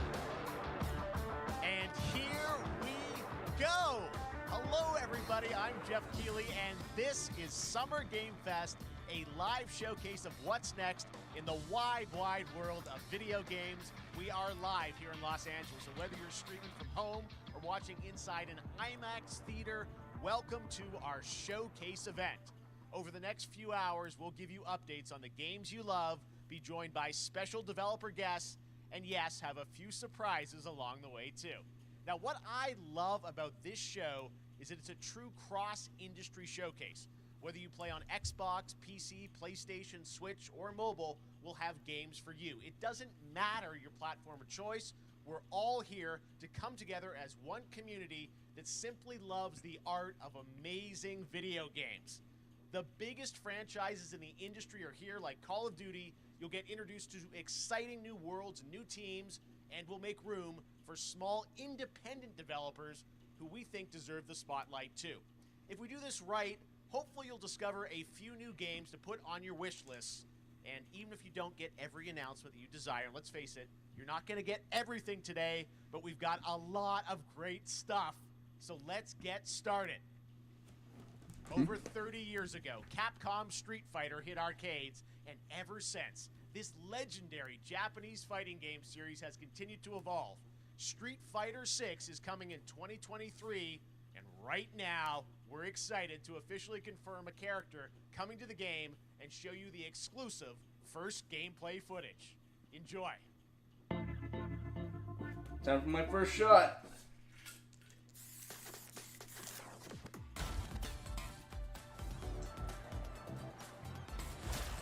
You won't know what hit you. Let me have some fun. Let's get this mission started.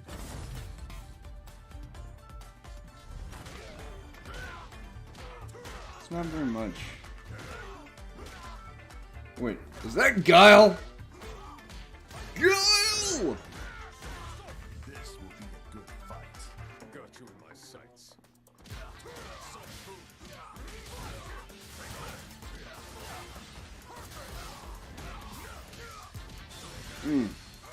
Sangria is good as always.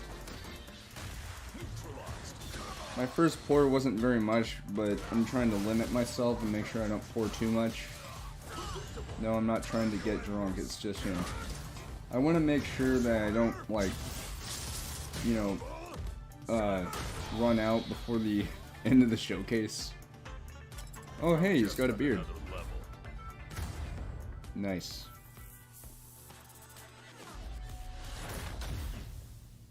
That's a really cool looking 6. Your moment, your fight, coming 2023. It's all about the comb. All right, next it's time for a brand new game announcement here at Summer Game Fest. Check this out. Well, okay. Hey, focus. Nice.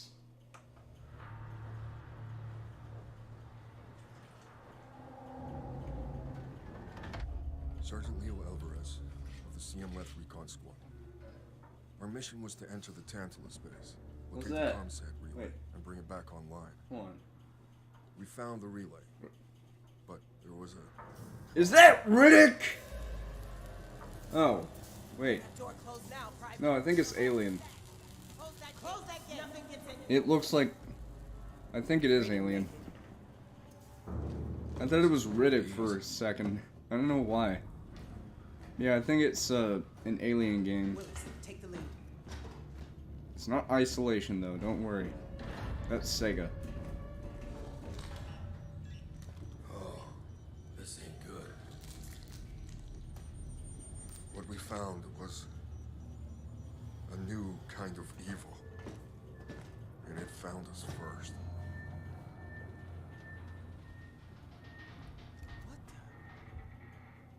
This wasn't human. Retreat! Retreat! Willis! Open fire! Go! Go! Go!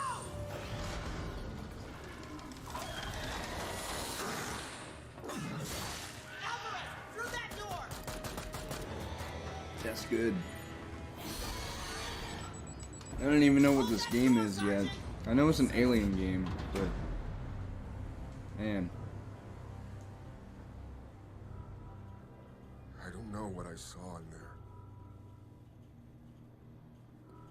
But I know when I close my eyes, I still see it. Now everyone's dead.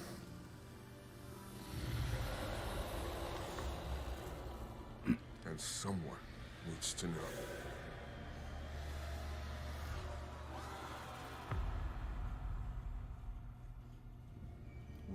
Aliens.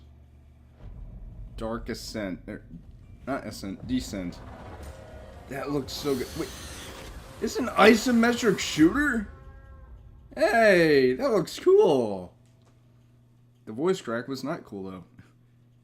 It's also coming to previous gen. That was Aliens Dark Descent, and it's coming in 2023 to console and PC. Next, 2 years ago at the Game Awards, we revealed the Callisto Protocol from the creative forces behind the Dead Space franchise.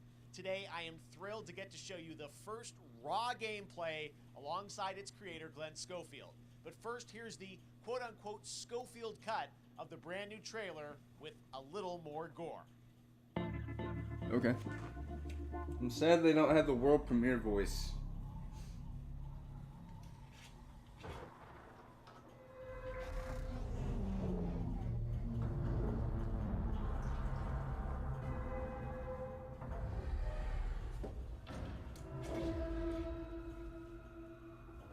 Take a look outside. Did you know that they call Callisto the Dead Moon? Dead. Just like you would have been if I hadn't fished you out of that wreck. Sangria sure is tasty. So whatever you're holding on to right there, that's your old life. You gotta let that go. Because your new life is entirely in my hands. I'm just trying to give you a chance at rebirth.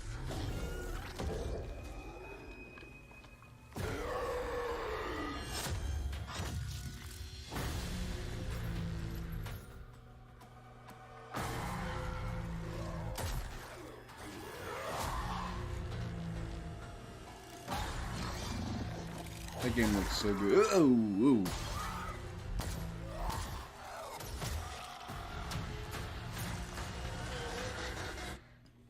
I just love that last part.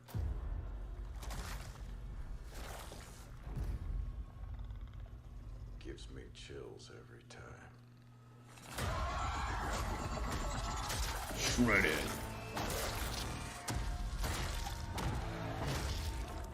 Chopped.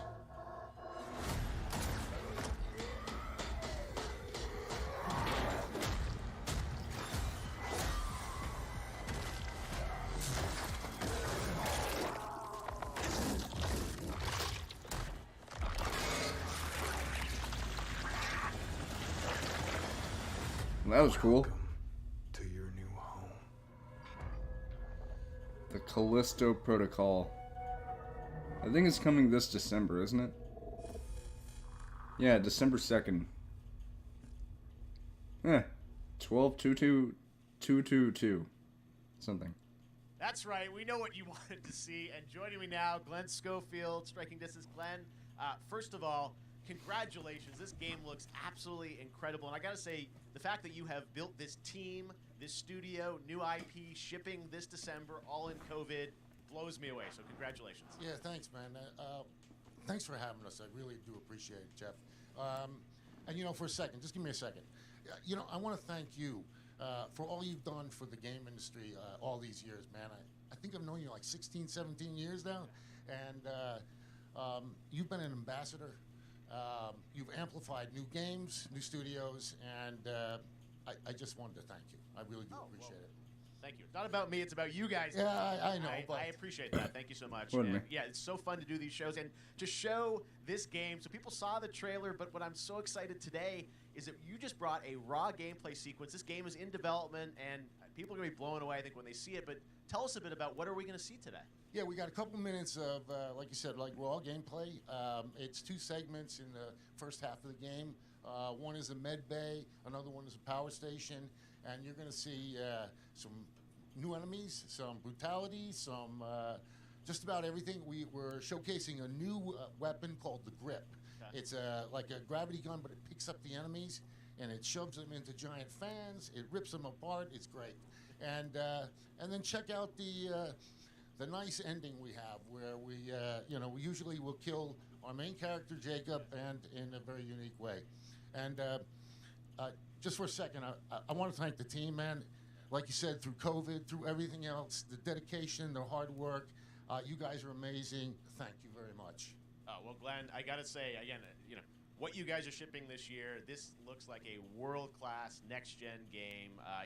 It's rare that teams are bringing something out like this year, and let's let the footage speak for itself. Glenn Schofield, Striking Distance. Here it is, the first gameplay of the Callisto Protocol.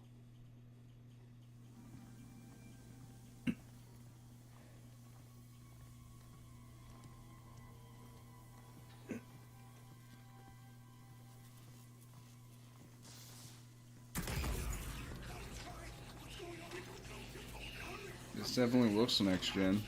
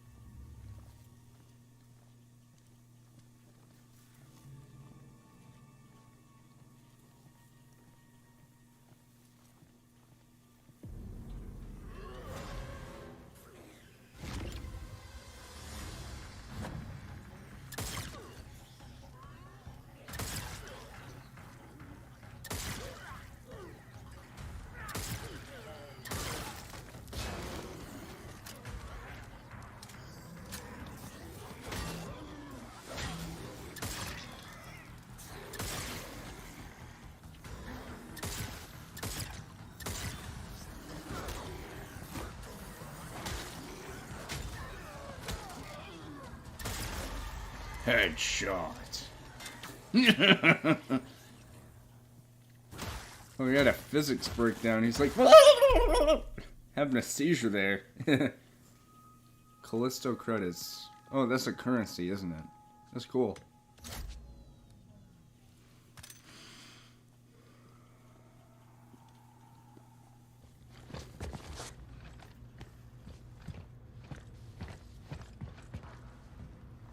It's a cool looking spacesuit, actually. And I feel like that necklace thing is probably the health gauge, probably. Because we have the ammo indicator on the guns, so I think that thing on his neck is his health.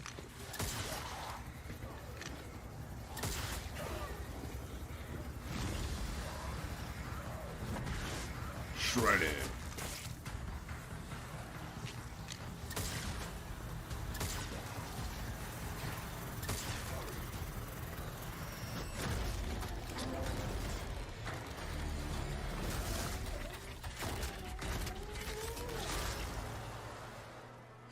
That looked cool. Oh my god. That just happened. Alright, moving on.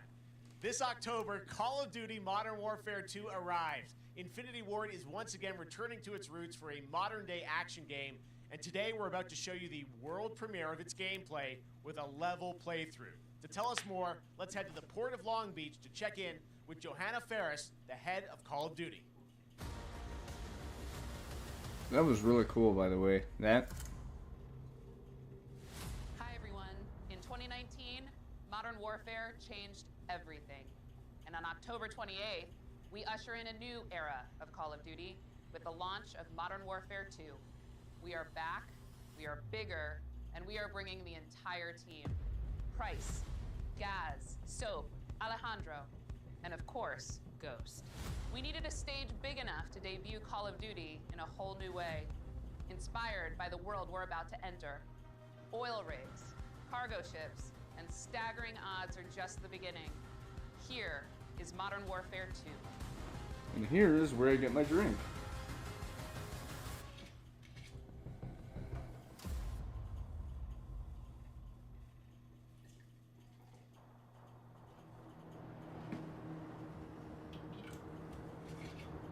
Woo! That looks cool! I bet that's running on the next gen hardware. It definitely seems like it. Disarm that missile. Be ready for anything. This could be a trap. Actually, I think it is. Actual, we're set. Copy. Get to work. Dude, that game looks so good. Like, mind you, I'm not really like a major Call of Duty fan, but I do like the games. Yes, even the futuristic ones.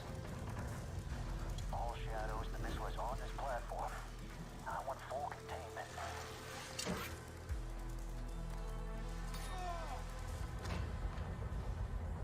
Got 3 AQ internal. 2-1, making entry.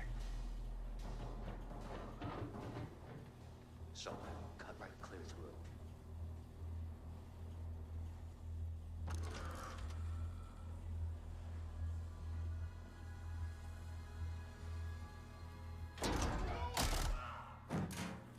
Excellent. I love doing that voice. Dude. Coming out. I might actually get that game, actually. I say actually a lot.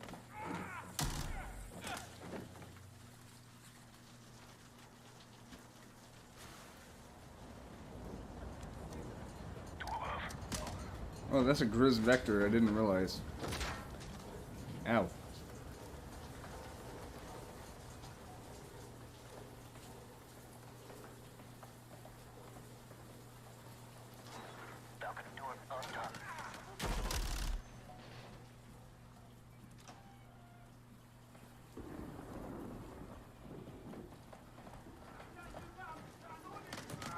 Ghost, we're moving to the main deck.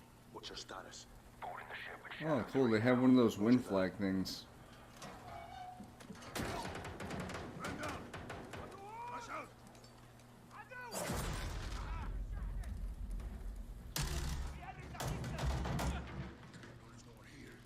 We need to move fast. All shadows, force out. I want eyes on that container now. 2 copies, moving. We gotta roll.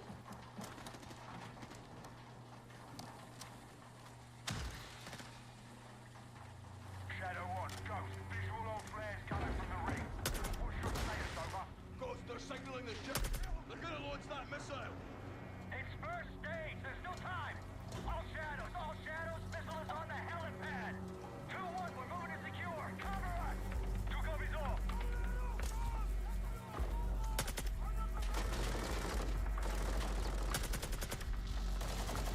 Dude, this game looks so good.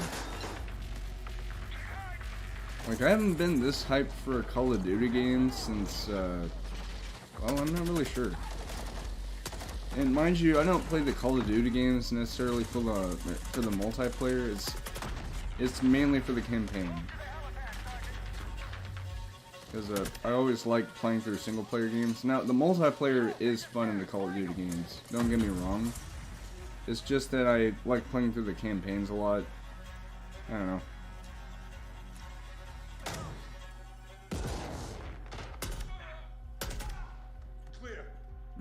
Triple kill.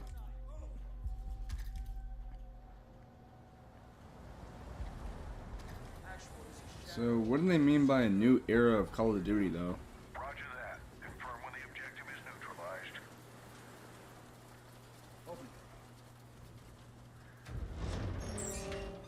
Huh? Where are the controls? On that damn ship. Actual, we got a problem. Missile is armed. Controls are somewhere on the ship. You have your orders, son. Stop that launch. Wait, is that Shepard that we're listening to?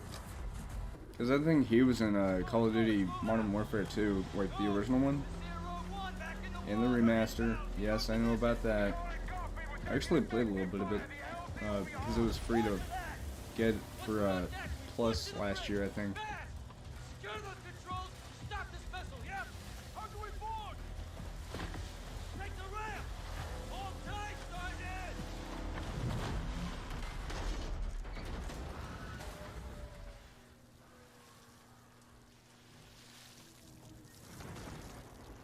That was a concussion. Missile controls are on the bridge. Have to stop the launch.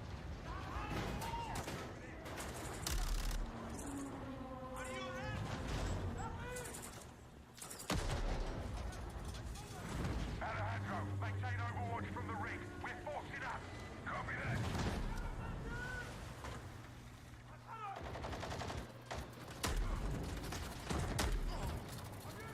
Dude, that shotgun sounds punchy. It's like boom, boom, boom.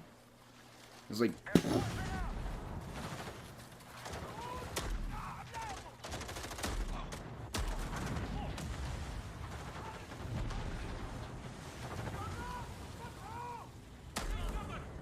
I'm moving. Containers are the only cover we have. Just don't get caught between them. Dude, this game looks so good. Yep.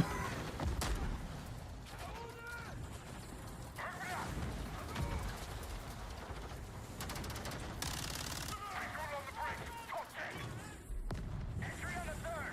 We have to get to that door. Check your corners. Watch the container.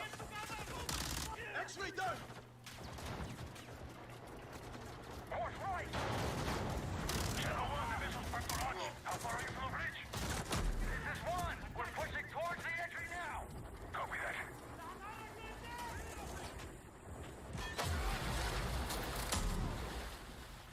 That was cool. They closed off the bridge entry. Secure the deck and we'll blow the door. Dude. What's funny is while I was out walking yesterday, I was in Wendy's and I saw the reveal trailer. It looked really good.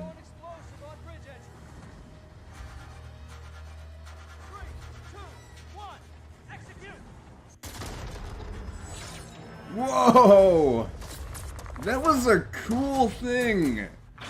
Like the way how they transitioned from that breach to the trailer thing.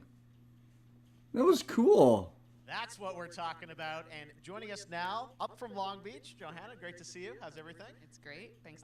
Great to have you with us, and also Jeff from Infinity Ward. So we saw the first gameplay. Thanks for that extended sequence. Looks incredible. Jeff, tell us a bit about that mission. Where is that set in the game? What are we seeing there? Absolutely. So first of all, we're really excited to welcome back Captain John Price and Gaz Garrick. You know, they're not actually in what we just saw today, but they're returning members from 141, and then the other two characters that you may recognize from the older franchise that we're reimagining are Simon Ghost Riley and, of course, Soap John McTavish. And then a couple other new characters in here that we're really excited that we got to create for this game. First, Commander Philip Graves and Mexican Special Forces Colonel Alejandro. And Alejandro, I gotta say, it's a character we're really excited about. He's a guy who's super capable and a guy who's just as important as Task Force 141.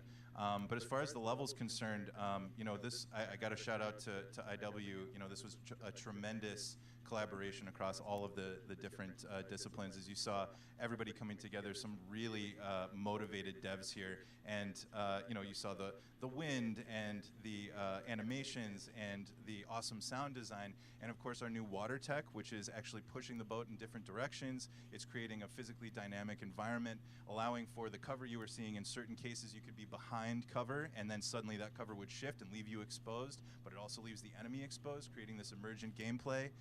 So again, I'm very excited. Just can't wait that. I love the lights, by the way. I just noticed that the little lights on the bottom of the stage. Johanna, tell us a bit about Call of Duty overall. Modern Warfare 2, obviously, we're so excited that it's back this year, but you've got lots going on across Call of Duty. What can we expect from you guys this year? Yeah, we first of all, thanks for having us here. We're just so excited for October 28th. It's such a big moment, not just for Modern Warfare 2 and everything that Jeff and the team at Infinity Ward have built, but it really marks the step change, what we're calling a transformational moment for the entire franchise. You're going to see incredible rendering, incredible graphics, all the things just within the game itself, built all on one shared engine now across Warzone and Modern Warfare 2 going forward. Of course, there's a lot of chatter and interest about the new Warzone experience. We're affectionately calling it Warzone 2.0. There will be a standalone experience of Warzone for current existing players as well. So we're going to sort of feed the entire community there. But all eyes on the 28th. And again, I think the collaboration's just been incredible. Everybody's so excited for Task Force 141. Warzone coming to mobile as well for players on the go. We're on Steam, as you know. So it's just a big moment, and there's going to be a lot more to come in the months to follow. Well, before we leave, we got to ask a little bit about Warzone 2. I know we just, we're showing gameplay here on this, but can you tell us anything? There was a little bit. It seems like there was a little bit of a tease maybe in the trailer yesterday. Yeah, when we're seeing that from the community, we love when the fans can pick up some things.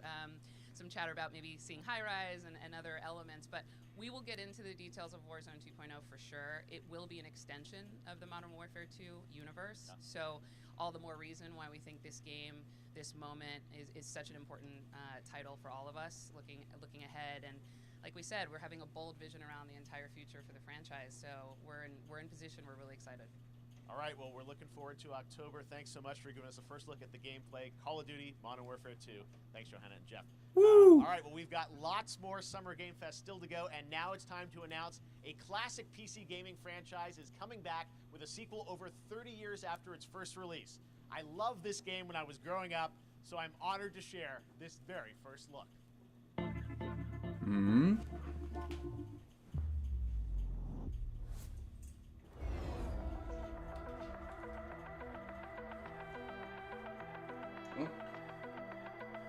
What? Is that flashback?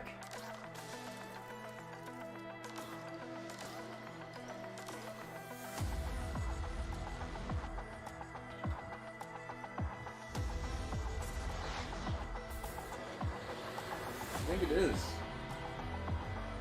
Wait. No.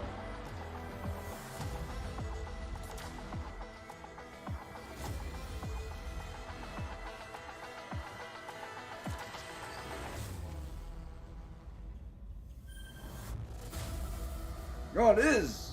Woohoo! Flashback! It's back! Hey, this December. All right, let's turn back time. Back in 2017, we announced Witchfire at the Game Awards. Almost 5 years later, I am so excited that the team at the Astronauts in Poland has put together an in-depth look at the gameplay of this dark fantasy first-person shooter, which will enter early access soon. I am so excited to play this, and I bet you will be too after you see this.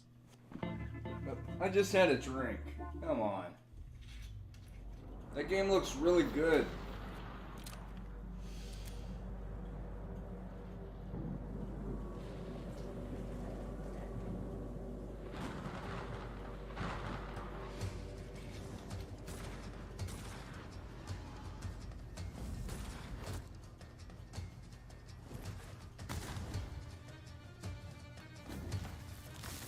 I think I remember seeing this game, but I was worried about it, but it looks great. Alright. Oh. That is so cool. The pistol like glows whenever you shoot it more. Or I think it's just from shooting it too much.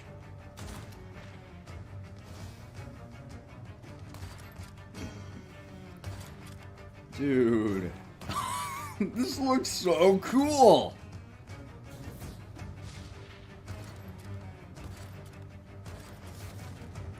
Alright.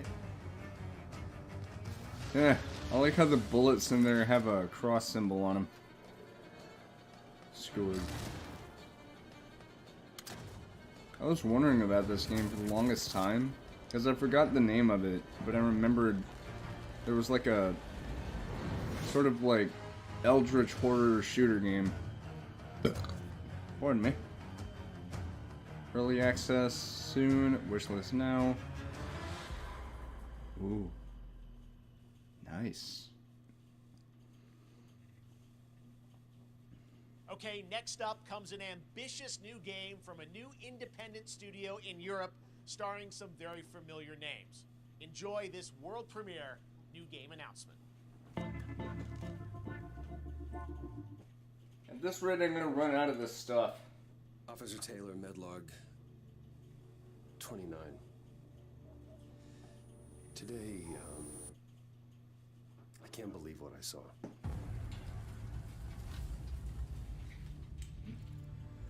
What was that? Solis, everything okay in there?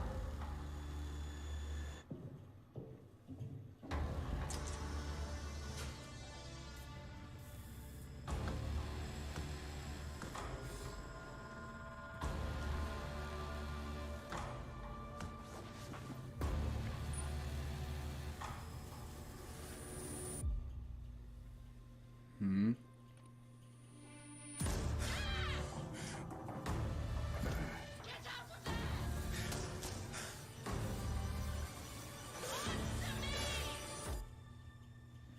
Something is going on here.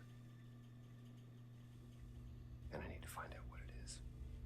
Fort Solis. Roger Clark! No way! He's amazing! That's something brand Hey, new. there he is! Look who it And Troy is. Baker. Troy and Roger in person. Guys, this is so fun. The fact that you're working on a game together. What a cool team up. Welcome to the show. Good to be here. I gotta ask you guys, who are your characters in this game? Well, I get to play a character named Wyatt Taylor, who's a medical officer who's stationed at this base, Fort Solis. And it's the epicenter of this mystery that we'll discover and uncover as we go through the game. And of course, my character will be at times in opposition with Roger's character. The battle we've been waiting to see. Every once in a yeah. Oh man, we can't wait to show you what we've been working on. And by the way, Jeff, this looks awesome, man. Yeah, It's man. so great to be here. Thanks for having us. It's so great that you're in another game. I mean, it's feel like this is your first game since Red Dead 2. One of the first major ones for a while, and I play a character by the name of Jack Leary. He's a maintenance engineer on a remote Martian mining post. Okay. His job is to make sure that none of the equipment breaks down while it's on the graveyard shift. The graveyard shift meaning Mars and Earth are really far apart from each other and their orbits around the sun. So help is not a simple call away. I gotta ask. I think a lot of people will see this thing and they'll probably wonder. You know, it's a new team, right? Independent studio in Europe that's making this, but with huge production values. I'm curious, like, how did you guys get attached to this? Tell us a bit about the background. I will say that 2020 to me was the most impactful year for games. It was the first, I mean, obviously we had this unprecedented event with the pandemic, and that forced the way that we looked at everything as a society, but also the way this industry functioned.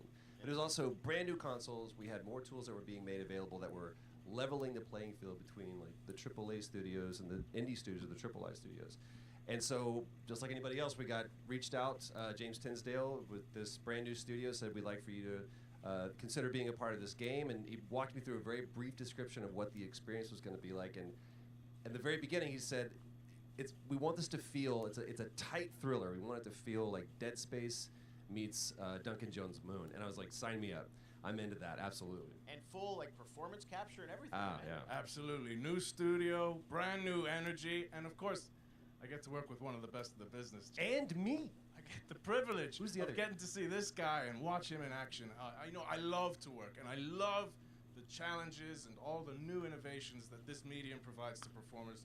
We can't wait to show you what we've been working on. I think it's gonna. Yeah, I guess I've seen some of the behind the scenes and the performance capture, Unreal Engine 5. I mean, it looks absolutely. That was phenomenal. Can you give us a hint that was about UE5. the gameplay? Like, what are we Nice. gonna do in this game? Yeah, the verbs are always important. So we're going to let the game speak for itself. We'll be showing you more later on. But this is a game where you as the player, you're going to be exploring, you're going to be discovering. Like we said, it's a very tight thriller. So you're moving very fast-paced through this world. There'll be multiple locations, multiple ways for you to traverse, which we're excited to show you about.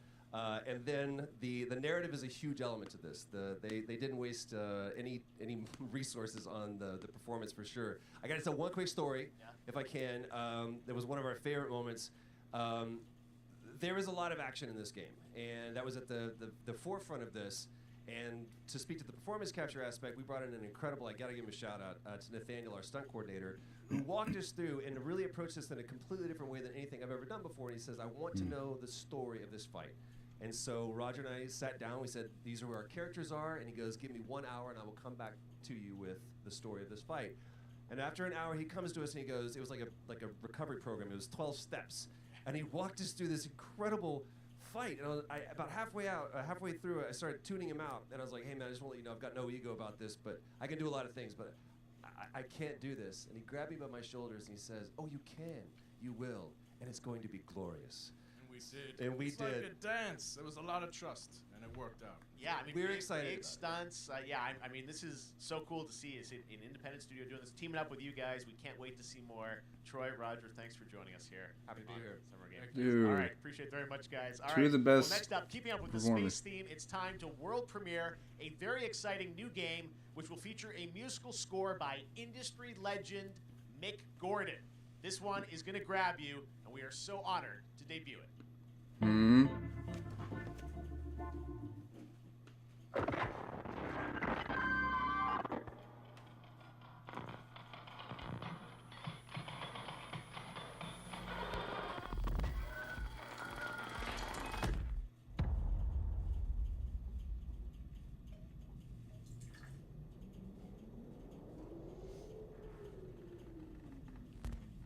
What is that?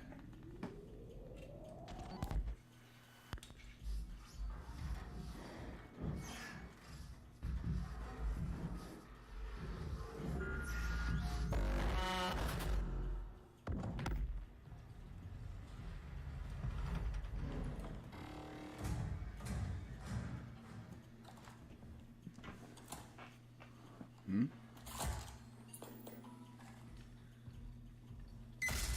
What the fuck? Oh. Dude, what is this game? Is that a Terminator?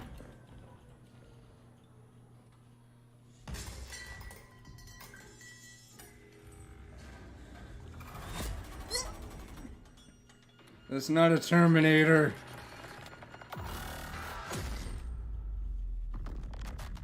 Routine. That looks cool. Hey! Raw Fury!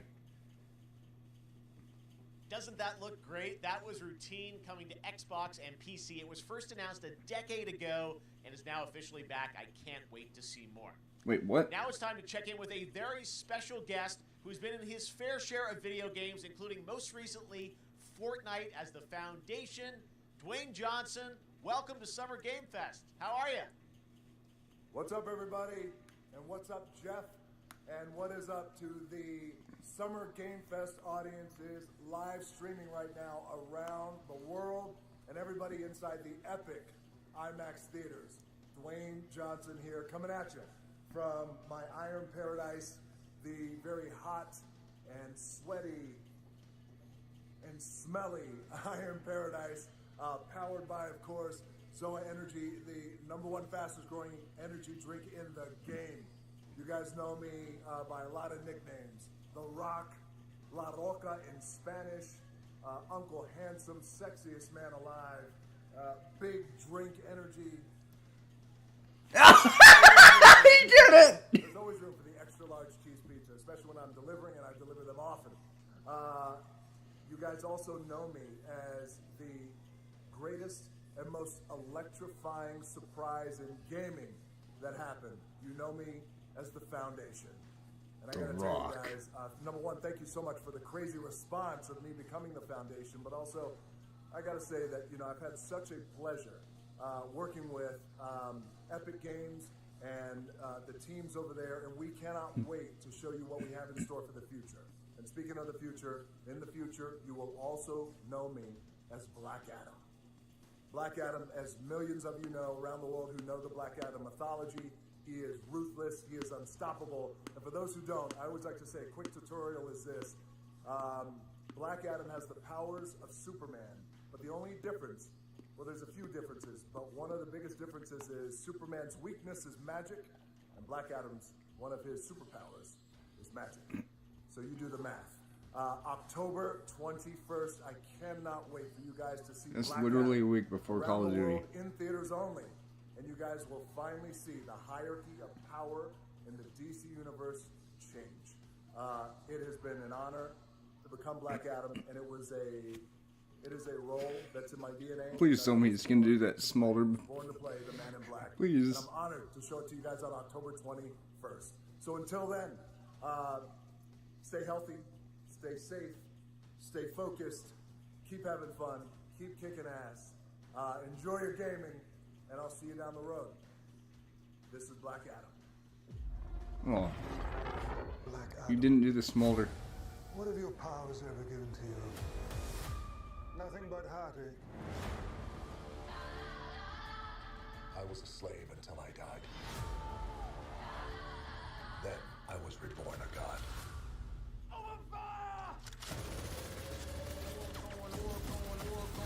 Now, I kneel before no one. This fall. You can be the destroyer of this world. Or you can be its savior. Oh, look, oppressors. That's up to you. Behind you!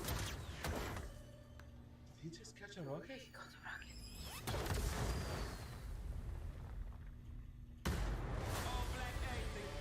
Black Adam. See the full trailer now.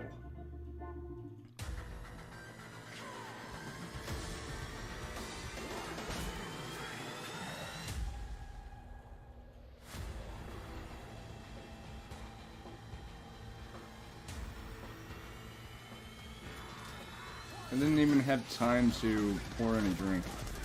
Yeah.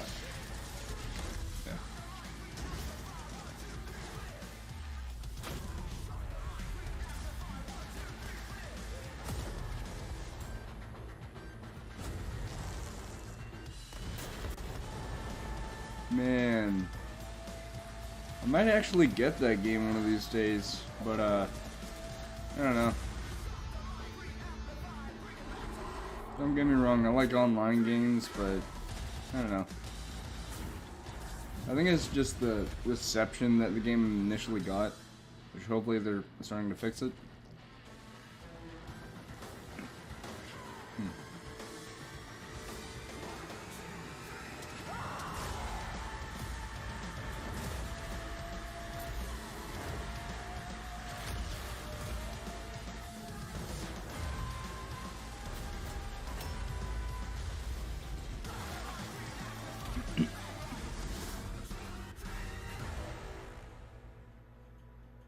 That looks cool. Oh, cool. The end of this month. Nice.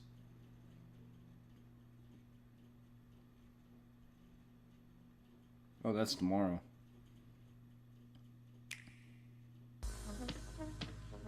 Hmm.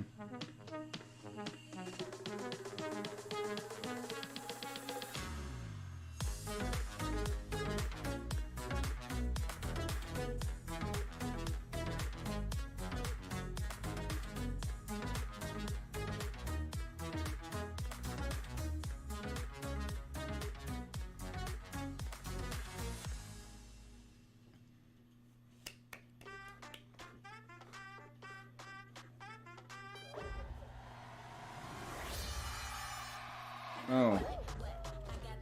Fall Guys.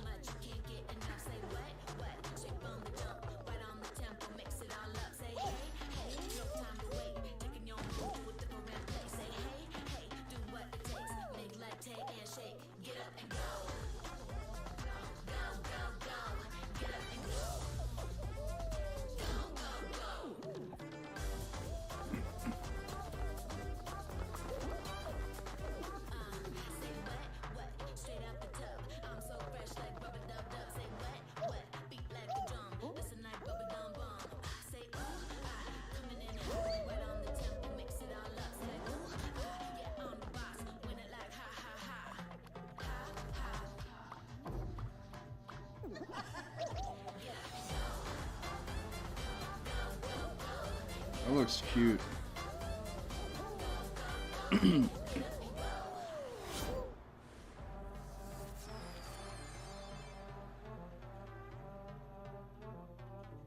That was so fun to see Courage and Ray in that Fall Guys piece, and you can play and download Fall Guys for free starting June 21st across all platforms, including Nintendo Switch, Xbox, PC, and PlayStation.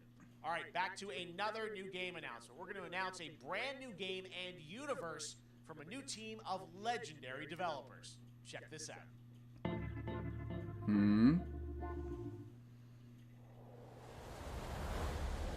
Oh, cool.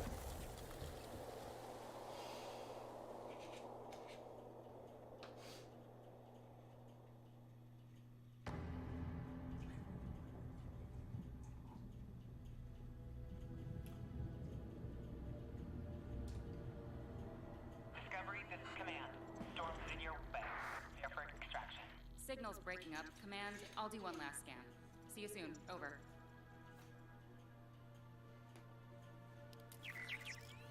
Okay, hurry.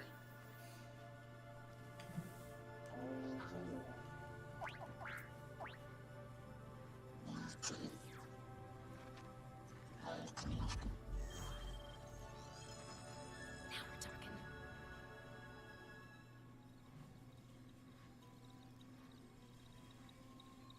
Command, I may be onto something.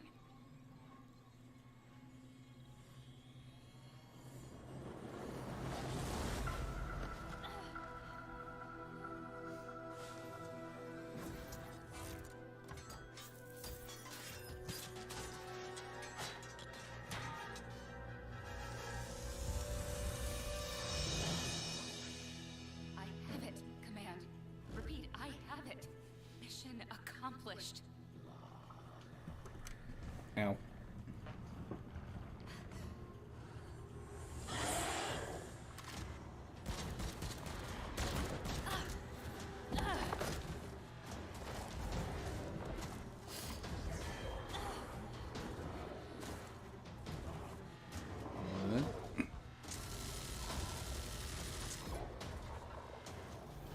Hang tight, Doc. I've got this.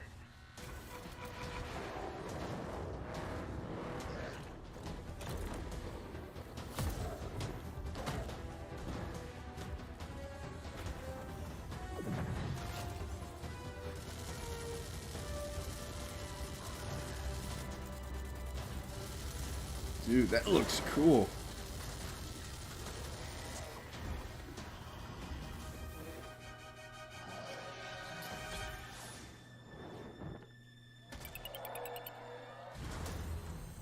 Obliterated. Glad you could make it. We gotta move. Now. There's a storm coming. And hell's coming with it. Stormgate. That looks cool.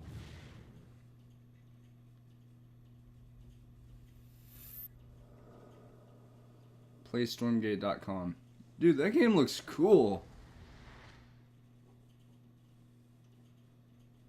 There you have it, Tim. Congratulations. Stormgate is real. We have a name and some details. So, first of all, congratulations on this announcement. We're so excited about the return of RTS, brand new franchise. What is a Stormgate, though? All right, so Stormgates are portals that open during a massive solar storm that unleash the infernal host on future Earth. Okay. And we saw some hints of some, I mean, you know, you guys coming from Blizzard and StarCraft, everyone wants to know about races. You know, tell us about the sides in this RTS game. Yeah, we're unveiling our first 2 factions today, but there will be more. So the Human Resistance, and we saw an archaeologist from the Human Resistance in that intro cinematic, and then also the Infernal Hosts, who are these demon-like monsters who come from another world. I think one thing everyone wants to know about, especially your background pedigree of the team, you know, where do you want to push the RTS genre? It's something we've all loved for decades, but, you know, opportunity for a lot of innovation. I know you're going to show us, I think, some hints of where you're going to go image-wise with the actual gameplay made in Unreal Engine, but any sense of what you want to do for the gameplay in this game? Absolutely. But the first thing I want to say is we are very consciously trying to stay true to what players already love about RTS.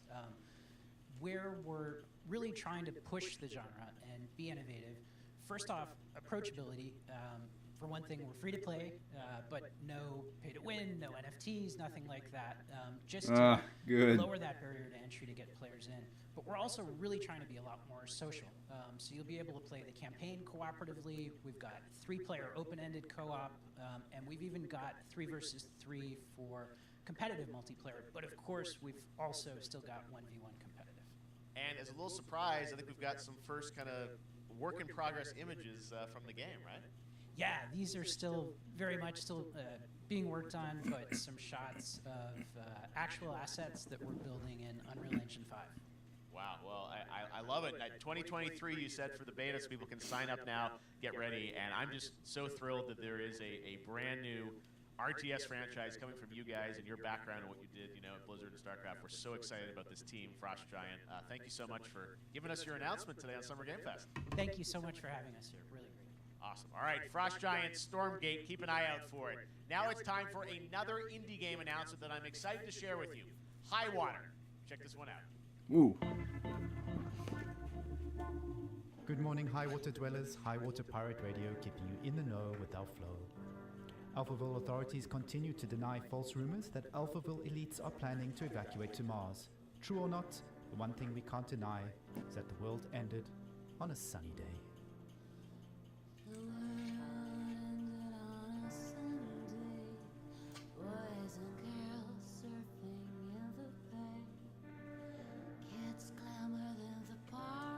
I'm gonna wash my hands real quick.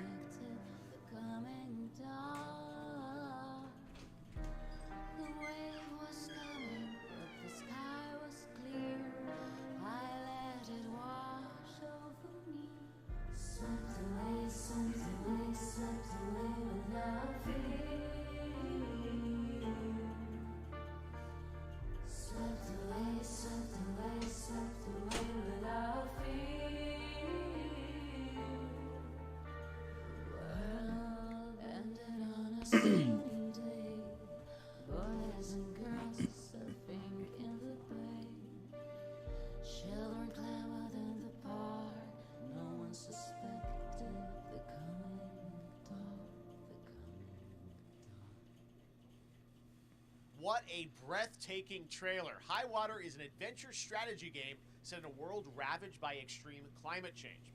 Now, speaking of the world around us, the conflict in Ukraine is not far from anyone's mind, and it's impacted the development of games, including Replaced from Sad Cat Studios, a Belarusian studio with devs from Belarus and Ukraine.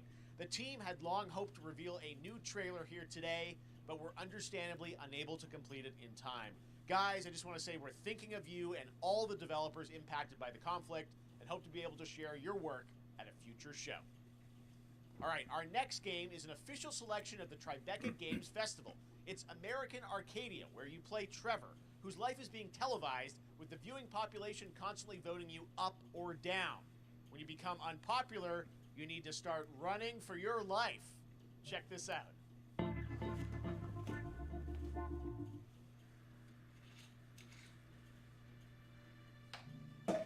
Picture a city where technology and science go hand in hand with fun and entertainment. My grandfather, Elijah Walton, had a dream to build the city of tomorrow. That dream is now a reality, and that city is Arcadia.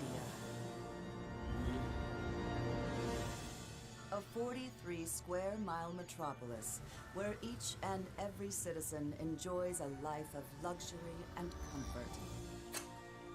Broadcast live 24 hours a day, 7 days a week on every digital platform. American Arcadia. Control. Subject on the run on camera 4025. Interrupt broadcast immediately.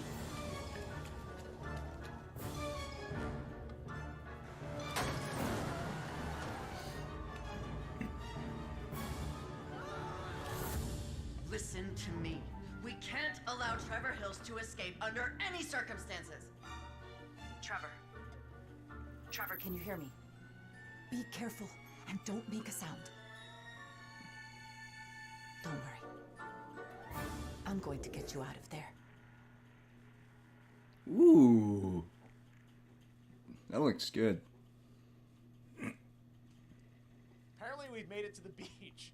Next up is a sequel we've all been anticipating for a long time.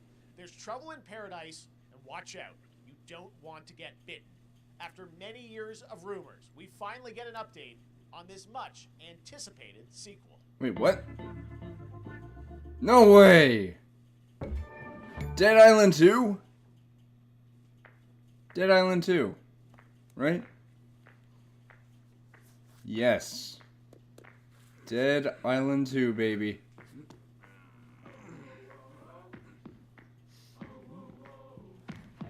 I think.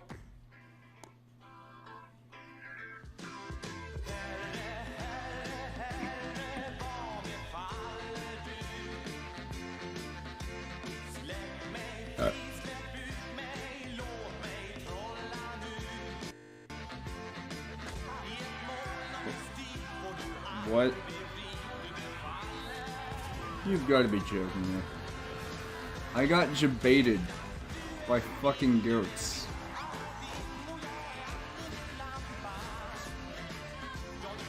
I'll get the drink.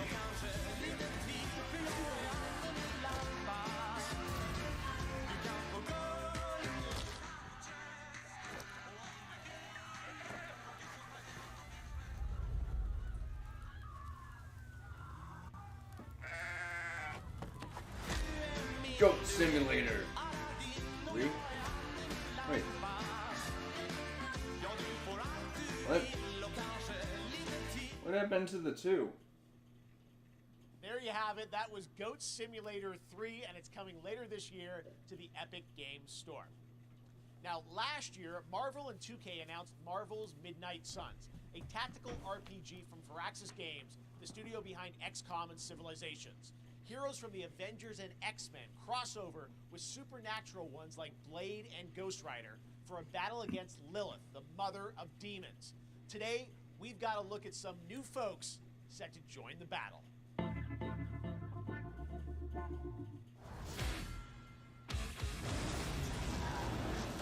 world has no hope under your watch.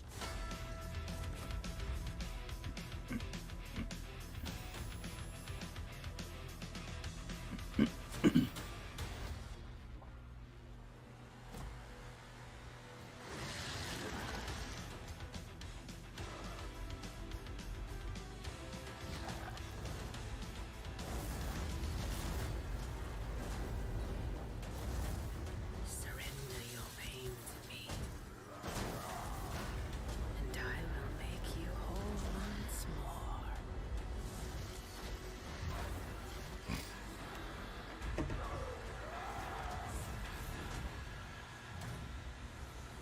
There, my sweet child.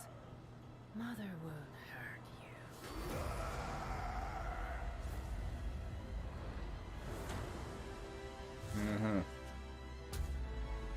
Typical Parker luck. I'm gonna need some backup.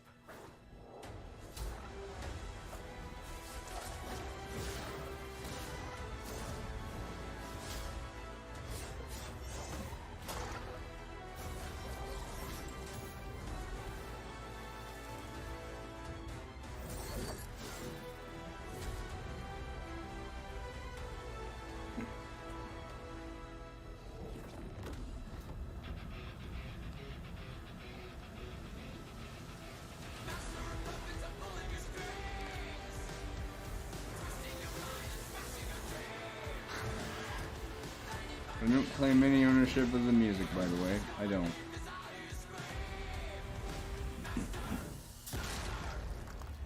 What did you do to the Hulk? Yeah, that's okay. Oh, cool. That is extra cool.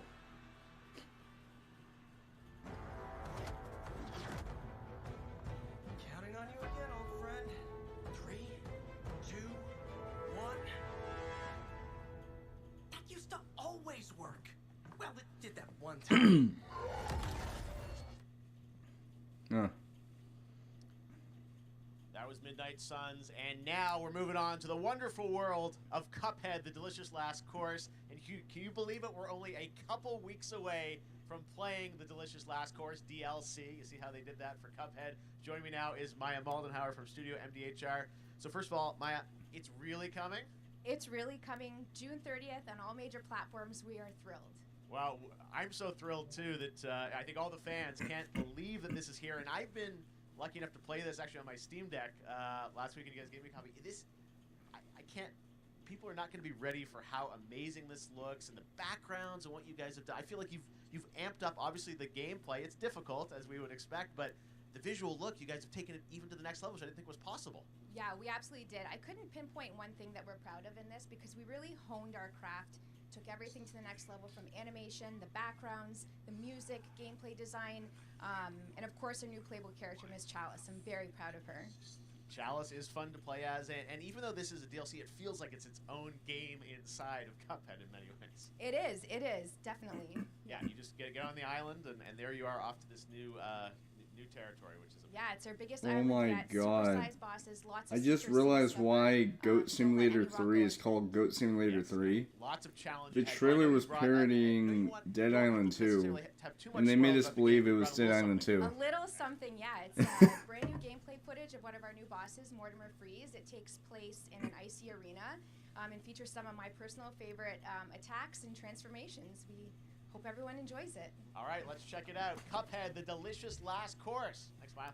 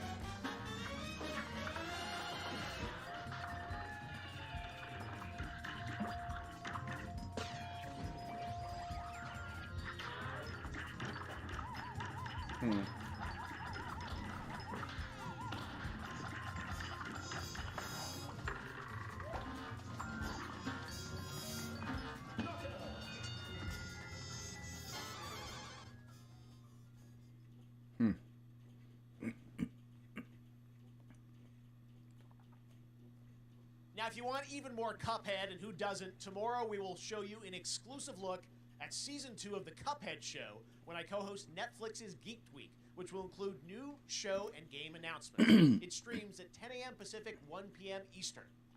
And that's not all. There's more Summer Game Fest all weekend long. Coming up next is the Day of the Devs Indie Showcase with I Am 8-Bit and Double Fine, then Devolver's Marketing Countdown to Marketing. Tomorrow, after Geeked Week, there is the Epic Games Store Showcase at 11 a.m. Pacific, 2 p.m. Eastern, with news on Rocket League and the Tribeca Games Showcase. And Sunday, don't miss the Xbox and Bethesda Game Showcase with a look at the future of Xbox and Game Pass. Now we have some exciting news for Nintendo Switch and PC fans about Neon White, a game where you play an assassin from hell who slays demons for the chance to ascend to heaven. Okay.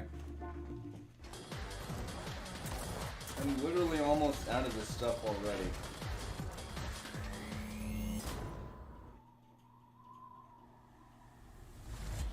We're called Neons. Sinners plucked from hell to do God's dirty work. But I'm finding it hard to believe we're in heaven.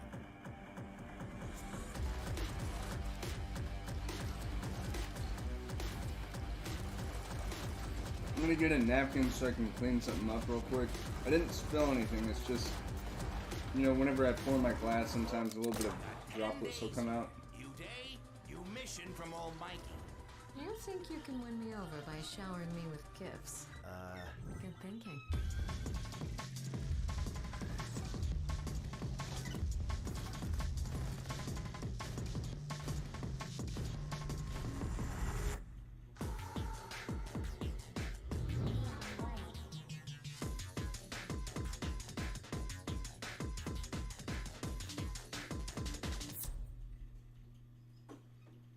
we've shown you lots of games today made by huge teams.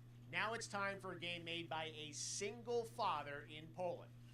Over the past year, he's brought on some help to bring his vision for a fast-paced action game, Midnight Fight Express, to life.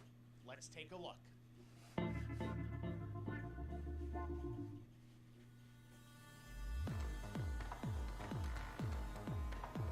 know the saying, get knocked down, get up again, that whole spiel. Well, it's time, partner. Time to rise up. Together.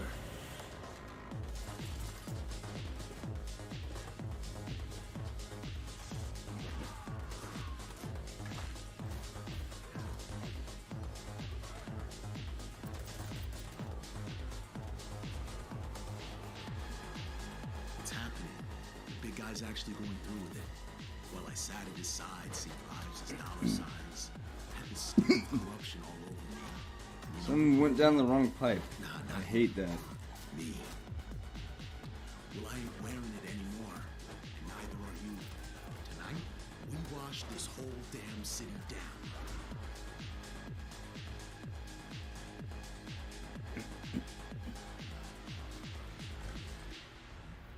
Midnight Fight Express. August 23rd. Oh my god.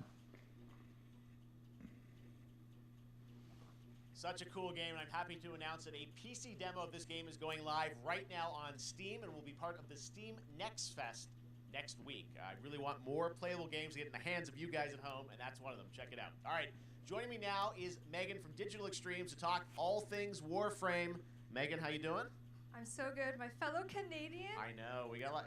Just happen to always have these Canadian teams on the show. I don't know how that works out, right? Okay. We do. Well, we have a great connection. We've also done a lot with Warframe over the years. And I know right now, anyone watching on Twitch for more than 30 minutes, this show is going to get a special Twitch drop, right? That's right. I already have seen people getting it, so it's very exciting. She's right there, loud and proud. Protea. I had no idea about this. Thank you for letting us kind of take over your special events category, but she is there and she is for you if you are properly linked up. No, Warframe, you know, as I said, we've done a lot over the years. You guys have done incredible things with the game, and I know you have TennoCon coming up in July, which is your big kind of event of the year to reveal what's next. What can you tell us? Well, I can't tell too much, but yeah, July 16th, 2022. It's a digital event again this year. Today, actually, we just launched the digital items for it, so you can get some in-game goodies, some really cool cosmetics, some merch, all that really great stuff went live today. But of course, the reason I'm here is to, you know, kind of debut. We have our Tenno Live during TennoCon, which is our big reveal of the night, and we usually do a little bit of a gameplay, a little bit of a demo, and I think a lot of people can suspect what it might be, but I'm here to kind of confirm what it is that Tenno Live is going to show. And what is that? Can I say it? Yes, I think you can. Okay, you're going to get your first look at the Duviri Paradox. Finally! Finally, I know it's been a couple of years. But Duviri Paradox is going to be what Tenno Live is all about, and I'm so happy. The team worked really hard on the teaser you're about to see for it, and I'm just really proud and excited to show it. Awesome. Well, thanks so much for being here on Summer Game Fest. Let's take a look at that right now. My child, my friend, what was done is done. New dangers. New choices await us now.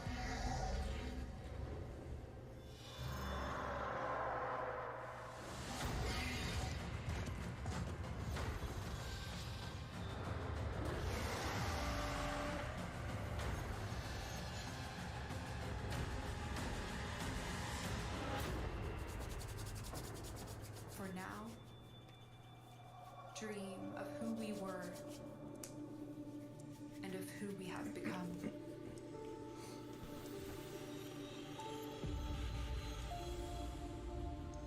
Nice. Ooh, nice.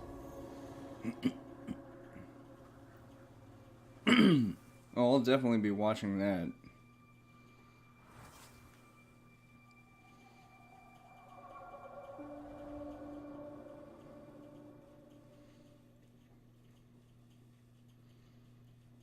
Next, it's time for a new look at Honkai Star Rail, an upcoming open-world space RPG. Yeah, a lot of space today from Genshin Impact studio Hoyoverse across mobile and PC. This studio continues to deliver, and this new trailer reveals for the very first time a new and exotic realm players will be able to explore.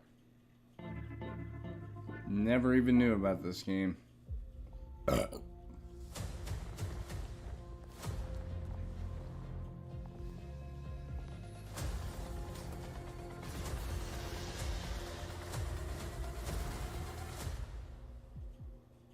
Listen. You are in a daze right now. You don't know who I'm not you gonna are, drink this time. why you're I'm gonna take a here. break because I'm running low. Pretty soon I'm gonna have to use one of my sparkling waters. I mean, it'll still taste good, but you know. You will meet companions who treat you like family and embark on unimaginable adventures.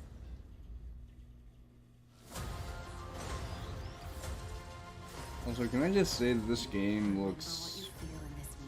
Like, don't get me wrong, it looks pretty, but... It's also kind of... Eh, you know?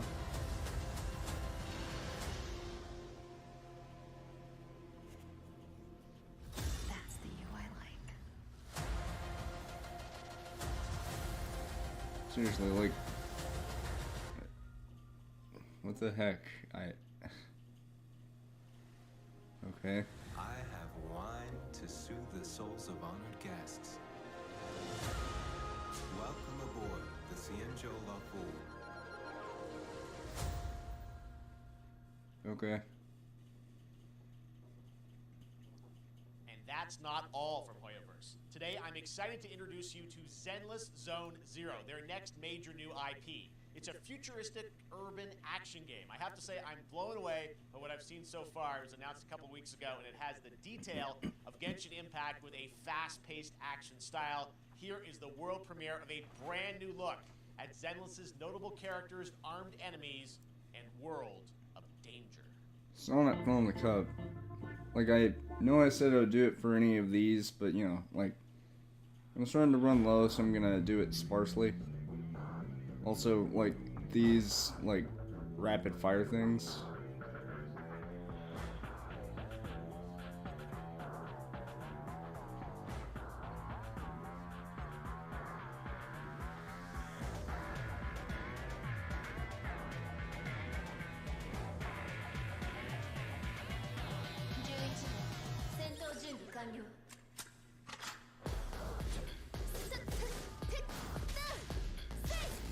Again, don't get me wrong, this looks cool, but it's just, man, you know? I think it's just because, like, it's made by the same people that make Genshin Impact, and I've already seen gameplay of that, so it's like, it's like the same, basically. At least the characters look good, though, but, yeah.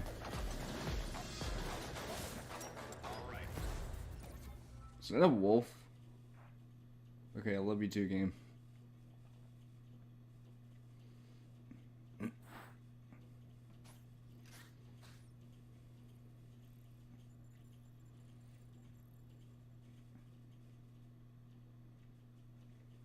One of my favorite reveals last year was TMNT Shredder's Revenge, which reminds us all of the Turtles arcade games back in the day. Well, it's nearing the end of development, and the team wanted to use SGF as a way to reveal one exciting aspect of the game they've been keeping under wraps until now.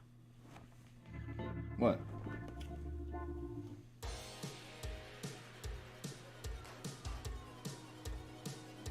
Huh?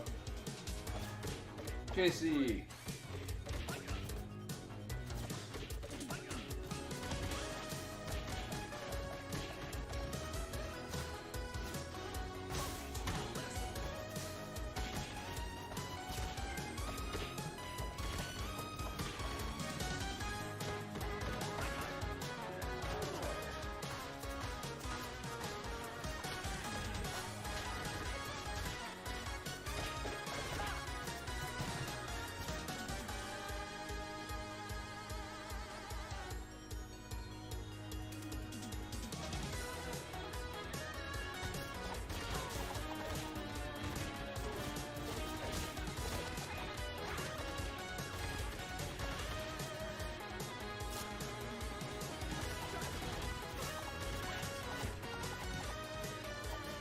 It actually looks really good.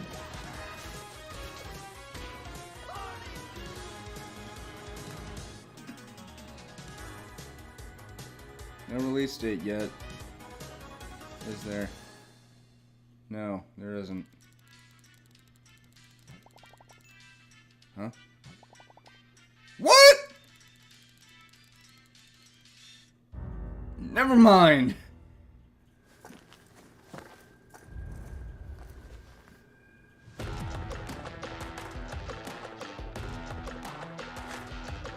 Okay.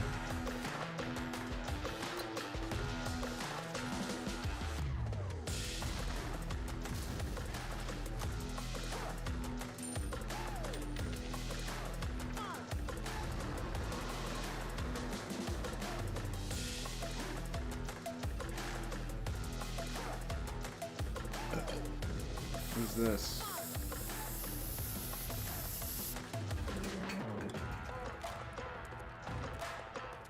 Oh, super people.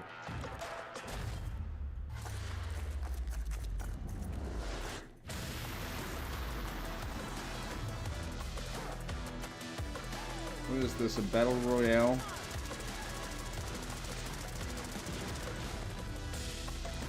Probably is.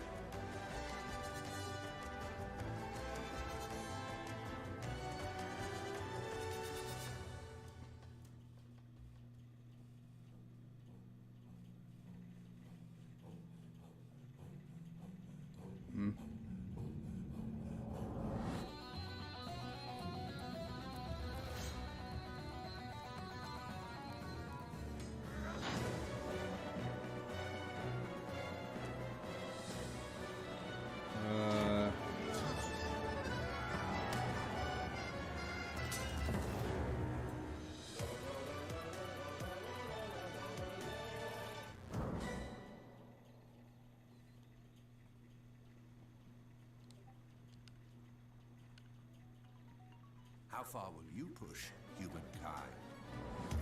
Cool.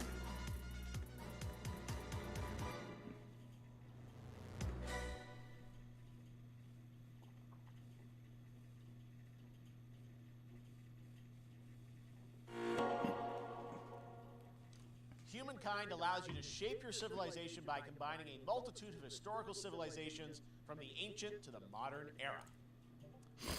One Piece is celebrating its 25th anniversary this year, and Bandai Namco is bringing the mega I feel ashamed to share the same birth year as this. Odyssey.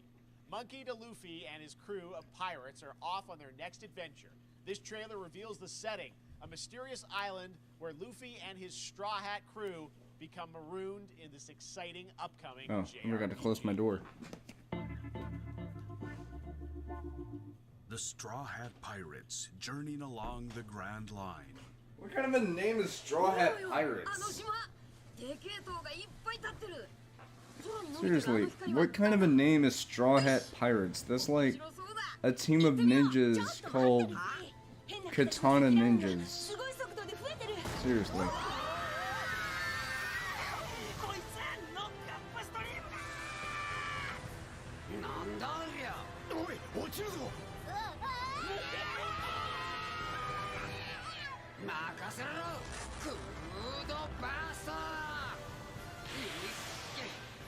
What is this? Why? Oh look, Nami.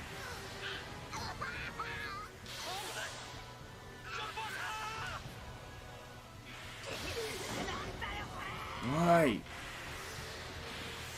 Stop.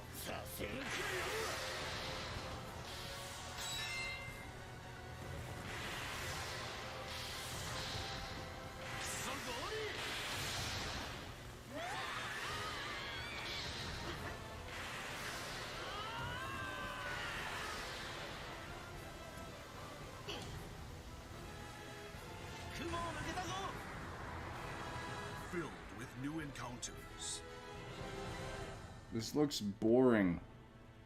and hidden mysteries. Unravel the adventure that awaits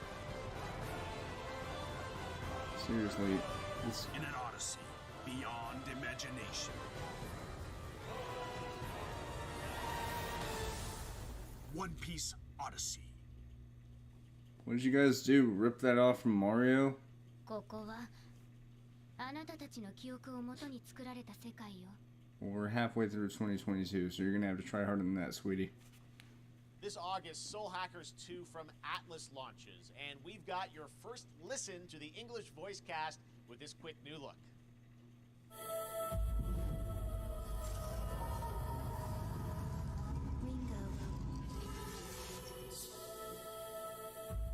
Ringo.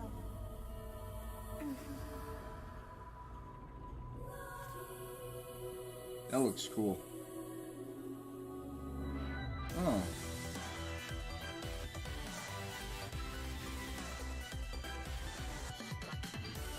Take my hand.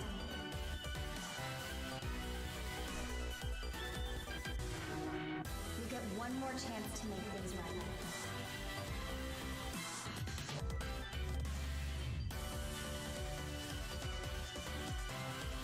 So that's our mission then, save the world. Ooh. With so many new games featured across SGF events, you might be wondering how to plan for your summer gaming dreams. NerdWallet can help you find the smartest credit card to reward your gaming purchases at nerdwallet.com. The Epic Mega Sale is going on right now. Save up to 75% off top PC titles with an additional 25% off eligible products. And it wouldn't be the Mega Sale without the Free Games Vault, featuring Maneater. Be sure to claim your copy before the sale ends on June 16th. Tune into the Epic Games Store Twitch channel for our summer showcase on June 10th at 2 p.m. Eastern, 11 a.m. Pacific. We're taking a look at new announcements and updates from PC titles heading to the store this year and beyond.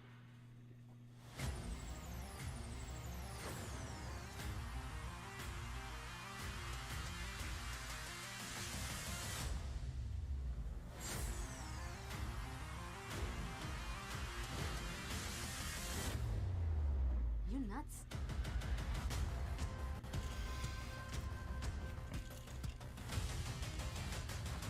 Okay, that is pretty cool.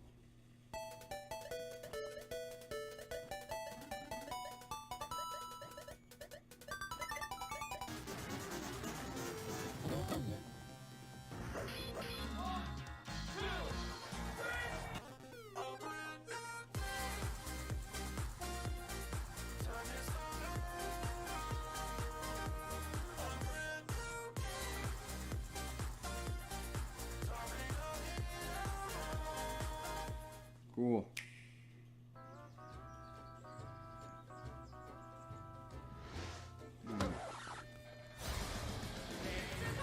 You're gonna get hit with the unexpected in Mario The Strikers only thing I'm Rivalry. expecting is to be disappointed. Soccer-ish sport. Seriously. Chaos reigns I've supreme. heard So good things about that game and to claim victory. nah things So about it. much fun, it hurts.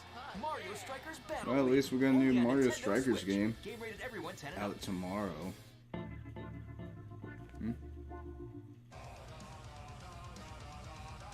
Hi, my name is Carl and I'm a developer on Metal Hellsinger. You know how in some games where the music's really good, you feel compelled to move and shoot to the beat?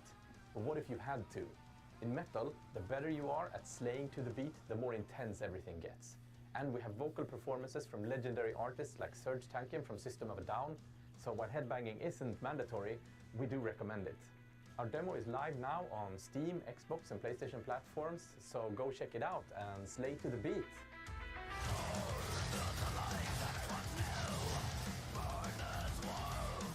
I've noticed a saturation with these rhythm shooters. Like, I probably wouldn't be very good at them because whenever I play a shooter, I just think about just moving around and shooting by my own free will instead of just rhythm. Don't get me wrong, those games look really good, but they just feel all the same, you know? That's not to say it's a bad game, it's far from it. It's just probably wouldn't fit my forte, you know?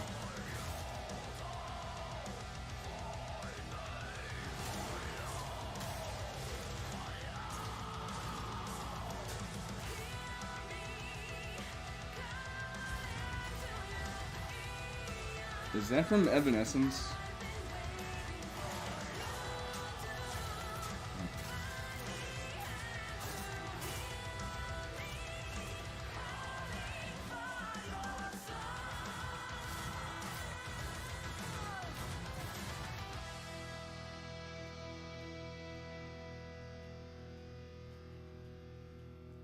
Cool.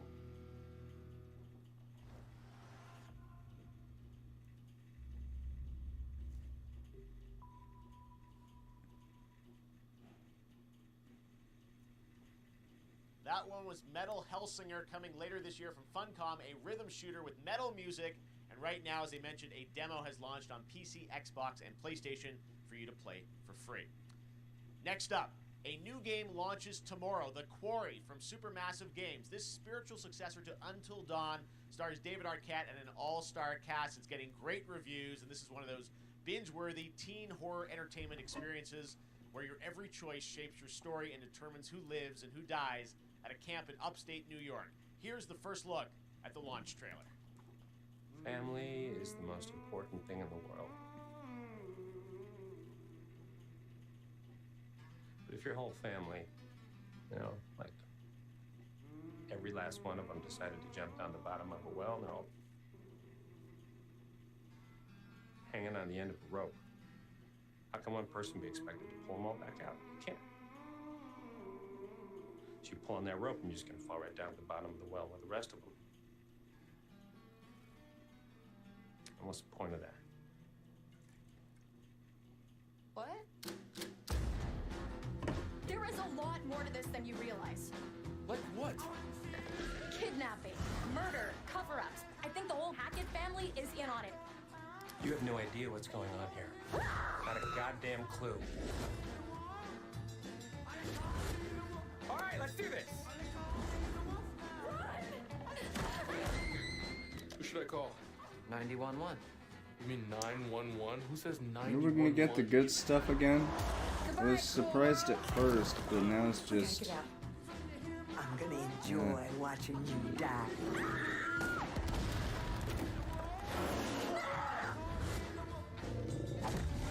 This isn't a ghost story. It's a creature feature. It's really happening and you're all in it. This is gonna get a little messy. Okay. Cool. Them's the rules, you noob. Back at the Game Awards, we were proud to reveal Nightingale, a shared world survival crafting game from Inflection Games up in Canada. Now it's time to give you a brand new look and deeper look at the game, including its innovative realm card system that lets you impact things like the weather pattern, resources, and challenges in this procedural realms. Here is your exclusive new look.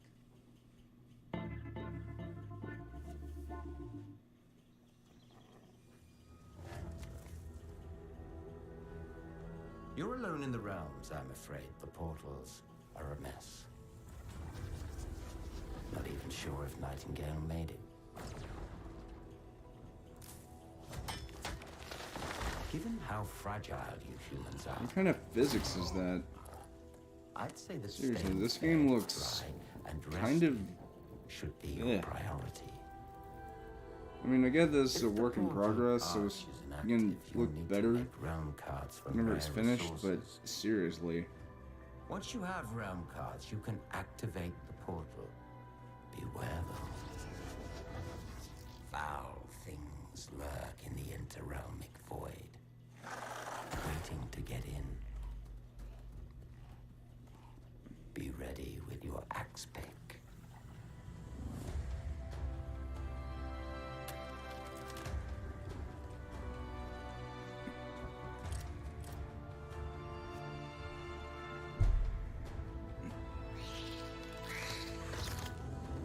They just had to put spiders in the game too. Come on, man. I'm literally arachnophobic. Seriously.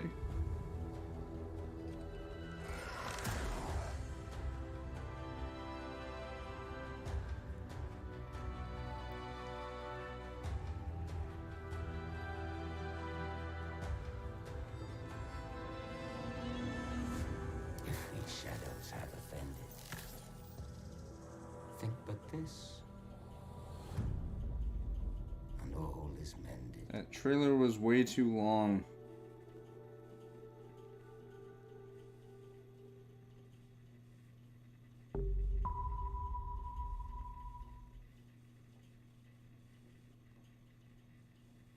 The Saints are marching in on August 23rd with the reboot of Saints Row that we revealed last year at Gamescom. And today, we're happy to announce the launch of the Boss Factory demo across PC and console, which lets you design and set up your character.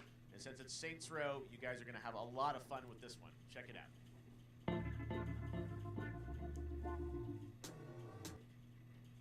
What?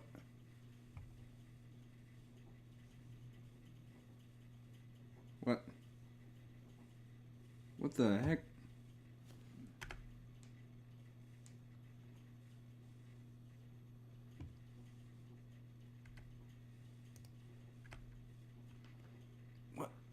What's going on?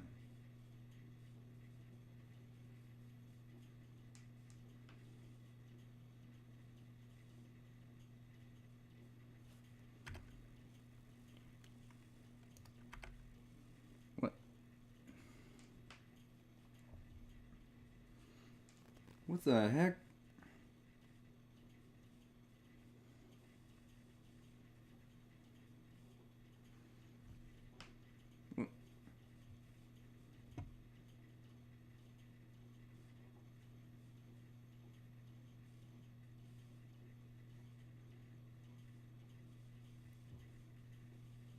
What? Oh my God. What?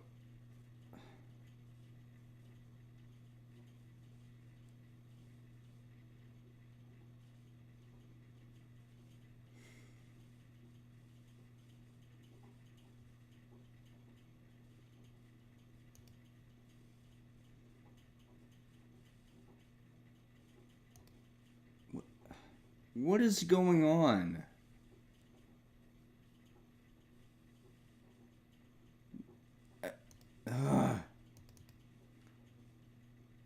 That was weird.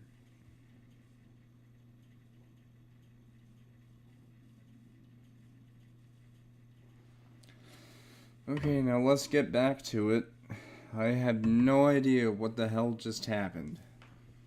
All I know is, that was weird. I had no idea what happened. Like, it...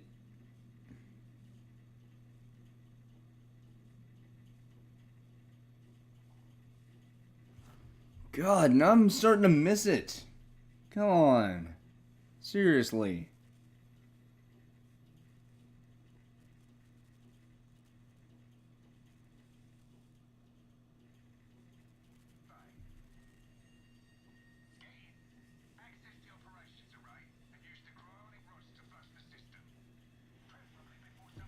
God, what even?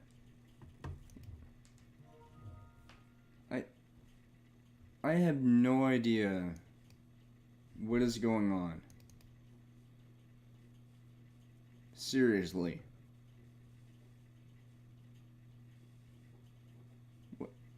What is even going on? Like, this... It is so freaking stupid.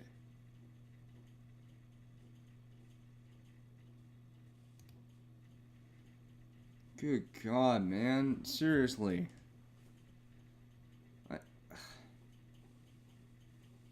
No wonder it kept freezing every once in a while. Seriously, what?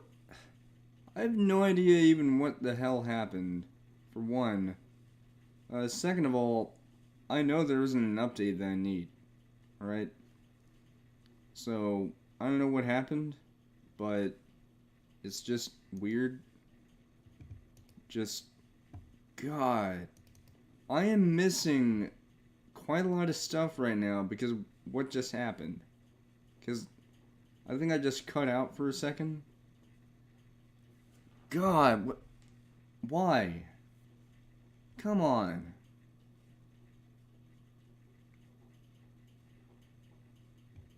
Come on, come on. Come on. Seriously, this is infuriating. This shouldn't be happening. Oh, there it is.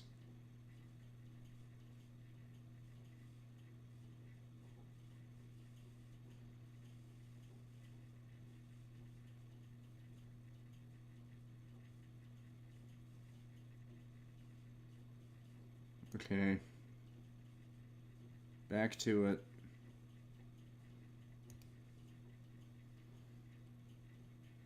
Oh, God.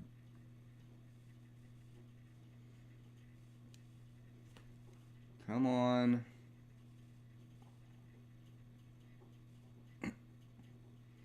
God, man.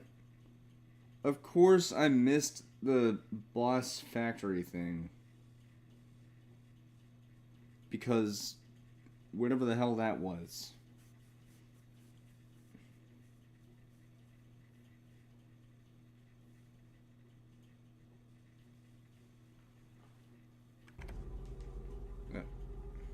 They say it's a tale of sadness and guilt of an artist. Shut up, Chad. Trapped in a place beyond redemption. It's a lie. This is a story of my fear, pain, and hatred, of the horror of my loneliness, and it is mine to tell. Now I see it. All this misery, all this suffering. Can I be honest? No other way. The Summer Game Fest isn't as good as the other ones. And I'm hoping that later on I'm going to be proven wrong. Because so far it's just been... It was cool at first and now it's just meh. You know? An empty shell cannot live forever. It cannot live at all.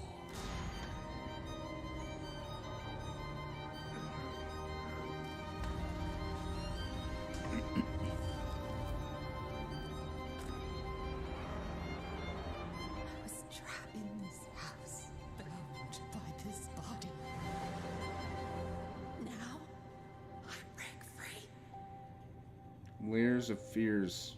Cool. So, sorry about that thing that happened earlier.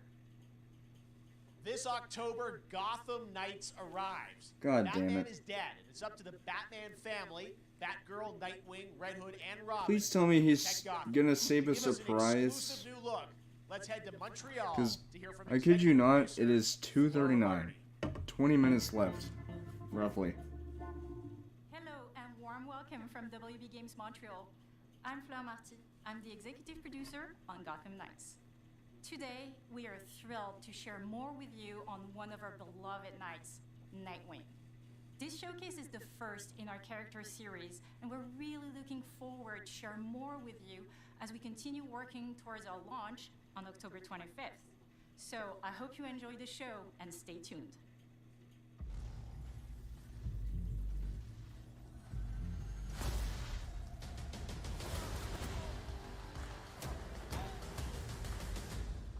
I had nothing. And then this city became my home. Its people became my family. Gotham gave me everything. It deserves to feel safe.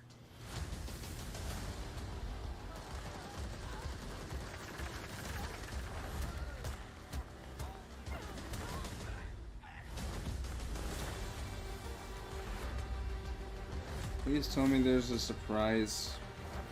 Because honestly, God, I was so excited for this Summer Game Fest, even though I kept my expectations at a minimum. But this is filled, like, it's bloated with indie games. And all this other stuff that not a lot of people are excited for. Like, there have been a few things that I'm excited for, but that's about it. But seriously.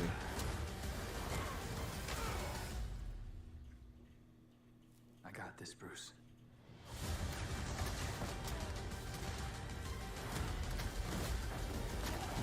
Also, have they ever talked about how Bruce Wayne died? Ever? No? Okay. That was Gotham Knights, and now we welcome, oh, look who it is. Neil Druckmann from Naughty Dog, co-president of Naughty Dog. Great to have you with us, Neil. It's been an eventful day on the internet for Naughty Dog fans, and I think we jinxed ourselves. We were joking about last night, like, watch the assets will leak, and lo and behold, that's what happened. well, the good news is there's some stuff that hasn't leaked that we have lots to share with people about all things at Naughty Dog. But first of all, it is it's a big month actually for Last of Us fans because Last of Us 1 and 2 both launched in June, and it's nearing its 2-year anniversary for Last of Us Part 2, which is hard to believe. Yeah, it's crazy. Oh my God. 9 years for Last of Us 1, 2 years for Last of Us Part 2, and we still hear from fans. They're still sending us letters and art, and these characters and this journey and this world mean so much to them. And it's just been kind of amazing. Like Last of Us Part 2 early this year passed a pretty big milestone. It sold over 10 million units. And that kind of support, that kind of success, we're so grateful to our fans. It has allowed us to grow as a studio, and now we can take on multiple projects, more than we've ever had at the same time.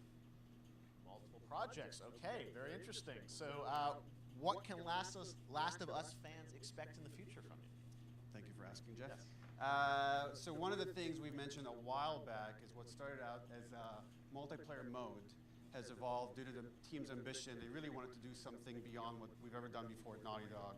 And we felt the way to do it justice is to make it a standalone title.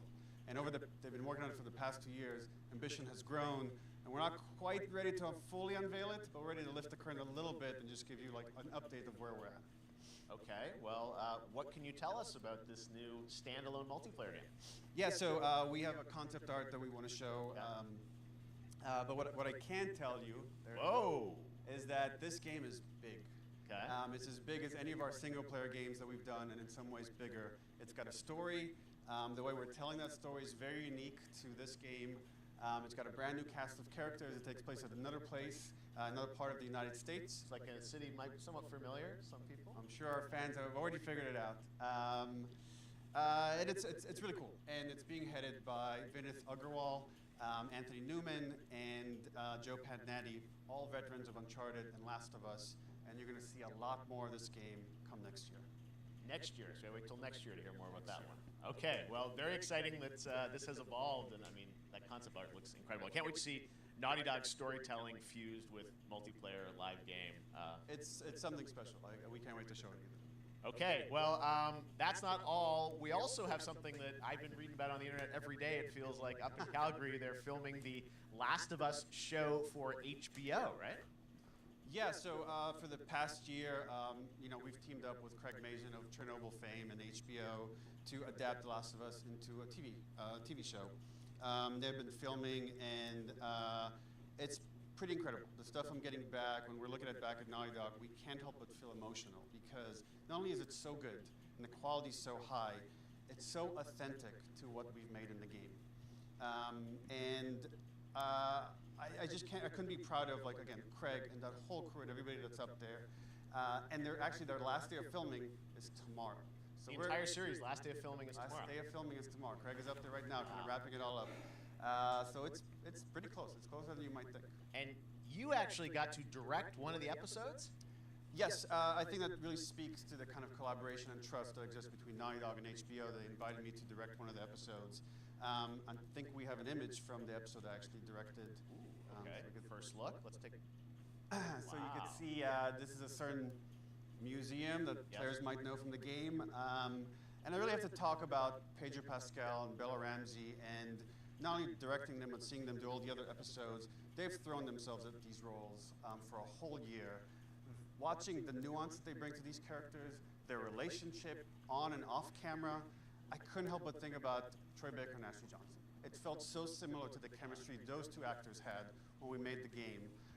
And it really feels like this is going to be something special. And I will say this will be the most authentic video game adaptation yet. Well, I mean, that first image that they put out, it feels like the video game. Everything that I've seen, both public and other stuff, makes it feel sort of super legitimate, as you said, and that's awesome to see Joel and Ellie from the front side now for the first time. So we'll see more of that next year. That's coming as well, right? Serious? You'll hear about it very soon. That's okay. All I'll say right now. All right. Well, Last of Us HBO, very, very exciting. And I hear you actually have a couple actors from the show who are going to join us We here. happen to have a couple actors here that are part of the show. We should bring them up. Okay, come on up.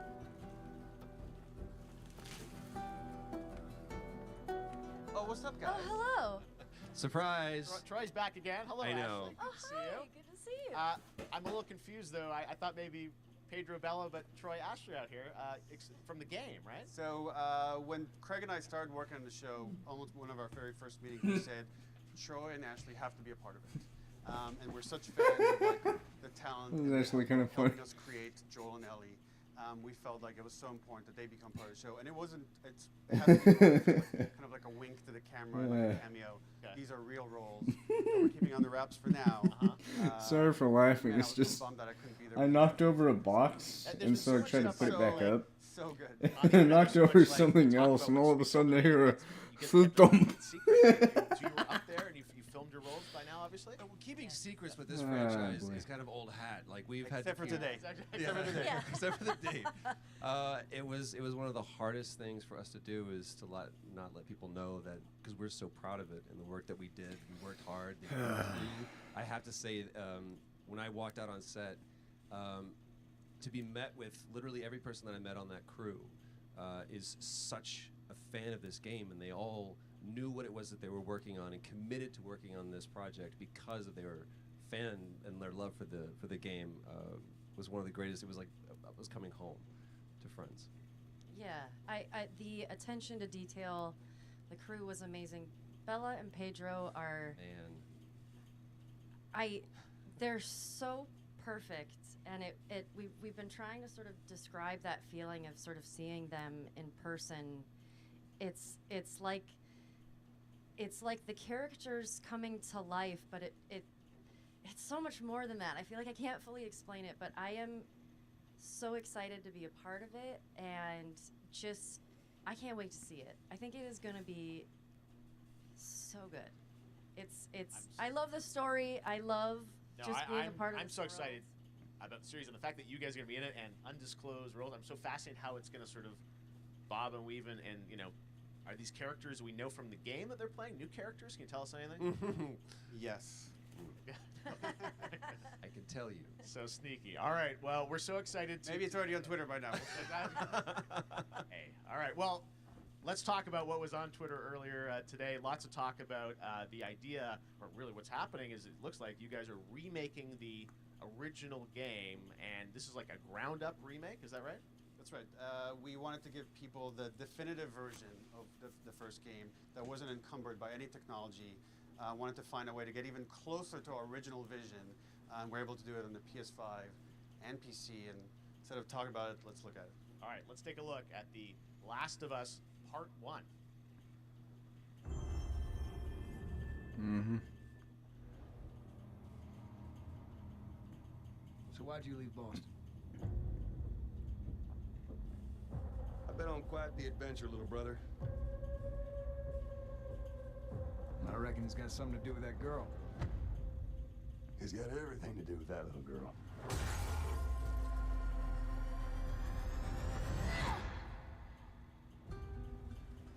On September 2nd. You know, I've never been this close. It's the outside. So is that everything you hoped for? Can't be any worse out there.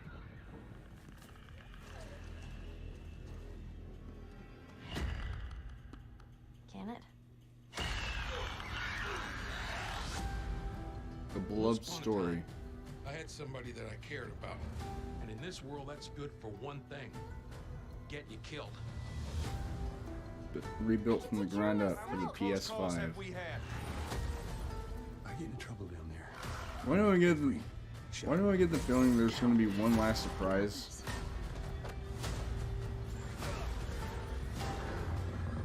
Hope you know how to use that thing. I've had some practice.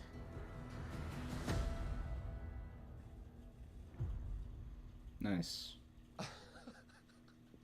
Truly one of my favorite games of the past decade. Guys, what's your reaction to that? Yeah, we hadn't seen that yet. Yeah, you're watching it in real time. Yeah. It's because you did these. These performances you did a decade ago. Yeah. You didn't go back in. I mean, you used the original performances. Yeah, actually, we came up with a process where we could take the original animation that we did for the faces and kind of like retarget it on these new rigs that have a lot more fidelity.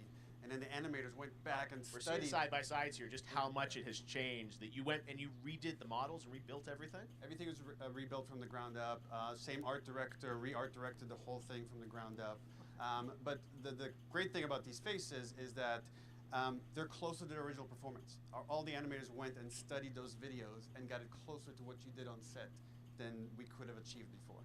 And that's just like one of the things we could talk about, like this brand new AI, like all the combat is redone.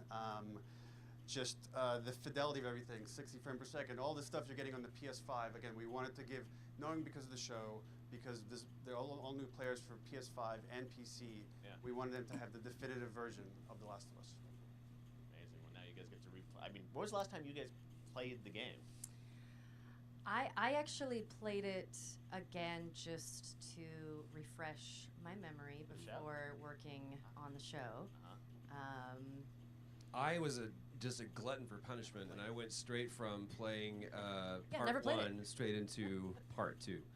And so the last time that I played literally would have been 2 years ago, since we're celebrating the anniversary of part two coming out. So I mean, it looks like I'm definitely going to be up for another playthrough with this. I can't wait to go back because Oh, I you guys did such an amazing job on that original game, and It's really, when you play it, when you see it in motion, it's really night and day from what it used to be. I imagine that think of The Last of Us 2 combat, but kind of that back in The Last of Us 1. Well, it's the whole, like, all the new animation system, the new AI system, everything we've learned on, like, Uncharted 4, Last of Us 2, we apply to this, again, to give that definitive version. Just to give a quick shout out, this project is headed up by Matthew Gallant and Shauna Skye. Okay.